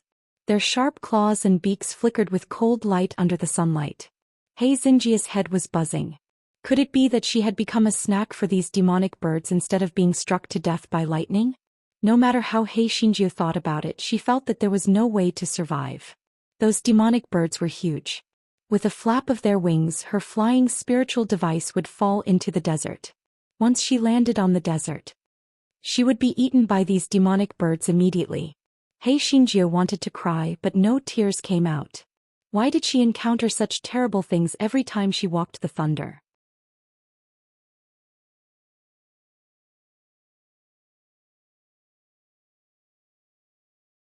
Chapter 35:14. While Hei Xinjia was spinning around anxiously, the demonic bird at the front had already arrived in front of the flying spirit tool. With a flap of its huge wings, the flying spirit tool was like a small boat in a storm. It fell towards the ground. If it was an ordinary person at this time, they would probably have to wait for death. However, the more dangerous the situation was, the calmer Hei Xinjia became. She quickly went through all her unreliable trump cards in her mind. The demonic bird in the sky revealed a trace of greed in its eyes. As long as the flying spirit tool landed on the ground, they would have a way to open the flying spirit tool. At that time, the people inside would be their snacks. As expected, the flying spirit tool landed on the ground like a kite with a broken string. Several demon birds swarmed up and began to tear at the flying spirit tool with their sharp claws and beaks. Although the material used for the flying spirit tool was very hard, some parts were still very fragile. In less than 15 minutes, a hole was torn in the flying spirit tool. The demon birds cried out excitedly. It was almost time to eat. The demon birds sped up, but after tearing for a long time, they did not find anyone. Where was the person? The demon birds were dumbfounded.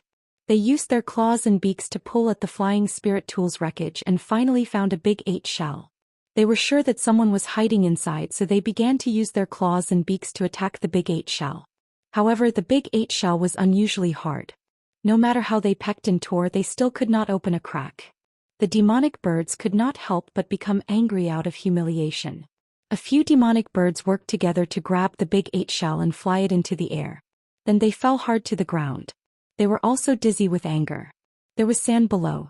Not to mention that the big 8 shell was very hard. Even if it was not very hard, it would not be broken. When the demonic birds saw that the big 8 shell was still intact, they were so angry that they screeched. In order to vent their anger, the bastard's shell was continuously grabbed and thrown into the air, before it was violently thrown to the ground. Hei Xinjia, who was inside the bastard's shell, was really unlucky. It was as if she was on a roller coaster. She was completely disoriented after being thrown. She was so angry that she gritted her teeth. Damn it, she just couldn't beat those bastards. Otherwise, she would have plucked all their feathers and roasted them. Seeing that they could not break the shell despite falling so many times, the demon birds could not help but feel a little discouraged. Most of the demon birds flew away in disappointment, but a few still did not give up. They worked together to catch the bastards and flew towards their nest.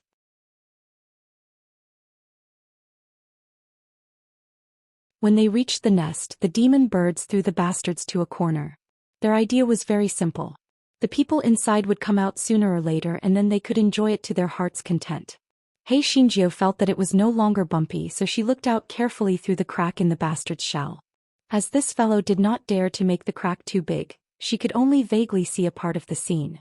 The ground was covered with some dry sea buckthorn grass, and some of the demonic beast's bones and fur. The air was filled with a fishy smell. Hei Xinjia was so disgusted that she almost vomited. Could this be the nest of those demonic birds? They were really unhygienic.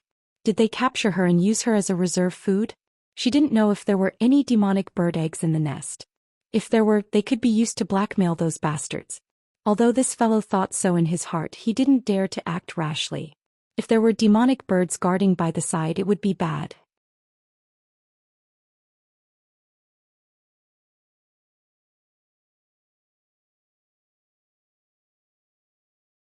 Chapter 35:15. You are my bird now. Hei Xinjia sat in the bastard's shell, holding her chin and thinking of a countermeasure. Suddenly, her eyes lit up and she smiled sinisterly. These damn bastards dared to capture her, so she would let them taste the sleeping powder immediately. Wisps of smoke spread out from the crack in the bastard's shell. A bird that was responsible for guarding the bastard's shell could not help but feel sleepy. After a while it finally collapsed in the nest. Hei Xingjiu listened carefully and saw that there was no movement. Then she slowly poked her head out from the inside of the bastard's shell. When she found that there was still nothing unusual, she crawled out from the inside of the bastard's shell. She immediately found the demonic bird lying on the ground next to her. This guy would not stop until he made a temporary contract with that demonic bird. She had to admit that the bird was bold enough and had enough confidence in her spiritual sense. If the spiritual sense of the demonic beast was strong enough, it could completely devour the person who established the temporary contract. The demonic bird was still asleep. Yun Chujio did not wake it up but continued to look around. She was surprised to find that this nest was on a cliff.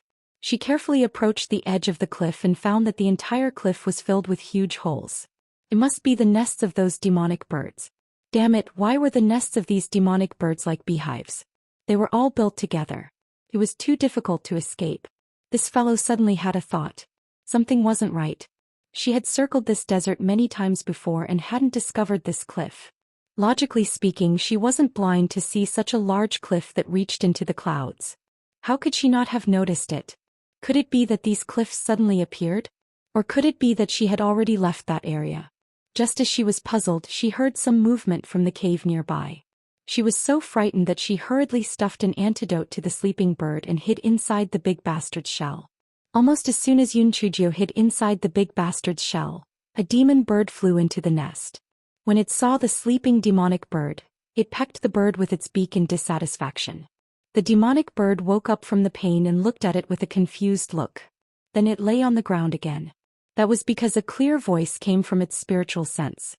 Big Harry, you are my bird now. Do what I tell you to do. Otherwise, I will hurt your spiritual sense and turn you into a stupid bird. Big Harry, who had just come out of the oven, almost cried out loud. Wasn't it just sleeping in a daze? How did it turn into some bullshit, Big Harry? It was contracted by someone just like that? Oh my god. Could it be so cruel? It didn't even know what that damned brat looked like, yet it became her bird? The other demonic birds saw Big Harry's dazed look and cried out in dissatisfaction. What are you standing there for? Is there any movement inside this bastard's shell? Big Harry shook his head in a daze and stuttered. No, there's no movement. The other demonic bird looked at him suspiciously and warned. Let me tell you, if you dare to secretly eat it all for yourself, we won't let you off. Big Harry's heart was like a beeping dog. What? Eat it all for yourself. It had already become that smelly girl's bird. It was already good enough that she didn't eat it. Woo-woo, it is simply too unlucky. If I knew this, it should not have volunteered to guard this son of a bitch.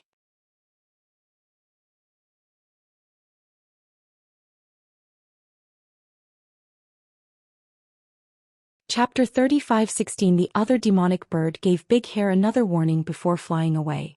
Hei Xingjiu saw that the demonic bird had left and then leisurely climbed out of the bastard's shell. Although this bastard's shell could not withstand the heavenly lightning, it would still take a lot of effort for an ordinary demonic beast to break it. However, because this bastard's shell was left behind by the little bastard's mother, Hei Xingjiu was afraid of accidentally breaking it, so she rarely used it unless it was absolutely necessary. It had to be said that although Hei Xingjiu had no moral integrity, she still poured her heart and soul into her own people. Big Harry saw that Hei Xingjiu wished he could go up and peck her to death, but now that he had no choice, he could only droop his head and say nothing. Big Harry, when you see your master, shouldn't you have something to say? Shouldn't you at least kneel down and kowtow? Hei Xingjiu recalled that she was like a ball being tormented by these demonic birds, and she was instantly infuriated. Big Harry, kowtow? It would be better to let it die. Hei Xingjiu was just saying it, and naturally Big Harry would not really kneel down and kowtow. She walked around the nest and did not find any demonic bird eggs. She thought to herself that this was most likely a single bird, so it did not have any eggs. She recalled her previous guess and took out the voice transmission talisman. However, she realized that she still could not use it, so she could only ask Big Harry, "Let me ask you, are we out of the area that trapped me? Does this place lead to Boulder City?" Big Harry reacted for a long time before he understood what Yun Chujio meant. It said with a drooping head, "I don't know where Boulder City is. We can only enter the area that you were trapped in from one place. We only go in to hunt occasionally." Yun Chujio blinked her eyes. She guessed that the place that the silly bird mentioned should be a loophole in the formation or a life gate. No matter what, they had finally left that area and could just go around in another direction. Therefore she asked, "Let me ask you, if I go in another direction, where does it lead to?" Big Harry looked at Heishinjio as if he was looking at an idiot. "This place is surrounded by the sea on 3 sides. Other than that area which is land, the other 3 sides are all sea water." Chujio did not pursue Big Harry's contemptuous attitude. Her face was full of shock. As far as she knew, the nearest sea to the East Phoenix country was millions of miles away, or even tens of millions of miles away. How did she manage to run to the beach after walking on thunder? Could it be that Wu Yun was behind this and had gotten her into some teleportation array? Big Harry saw the shocked expression on Yun Chujio's face and his eyes revealed a hint of disdain. One look and he could tell that she was a country bumpkin. She actually didn't know anything. However, when it thought about how it was actually temporarily contracted by this country bumpkin, it immediately felt sorrowful. It wished that it could turn back time. It originally thought that the little girl would be stunned for a period of time, but it didn't expect that the little girl would quickly calm down and ask, "Big Harry, what kind of bird are you exactly? What is your spiritual power level? And what sea is outside?" "The sea outside is the vault of heaven, and we are level 55 shadow-skimming giant winged birds. We are much higher than your level 8 spiritual illusion," Big Harry said arrogantly. In fact, Yun Chujio had already reached level 1 of the spirit transformation, which was equivalent to the level 53 of a demon beast. However, she hadn't had time to adjust the hidden spirit ring. Hearing Big Harry's words, Yun Chujio adjusted her spiritual power level to level 1 of the spirit transformation. Then she sneered and said, "See? My actual spiritual power is much higher than yours. It's just that I keep a low profile, so I deliberately hide my spiritual power. If I reveal my real spiritual power level, I will scare you to tears."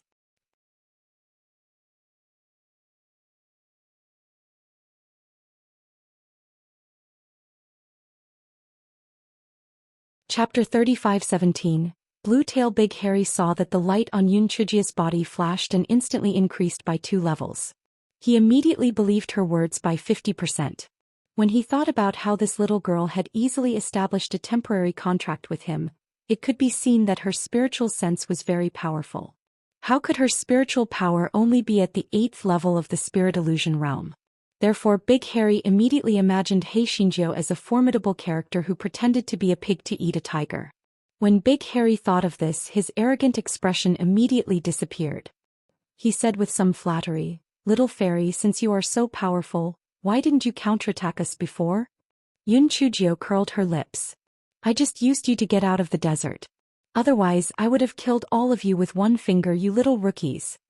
Big Harry suddenly understood. So that was how it was. No wonder she did not resist. Just as Big Harry was thinking, he heard the sound of wings flapping outside. Before he could react, he saw a certain Geo who had been bragging, slip into the son of a bitch's shell. She even used her spiritual sense to say, "Don't say the wrong thing. If you let it slip, we will all die."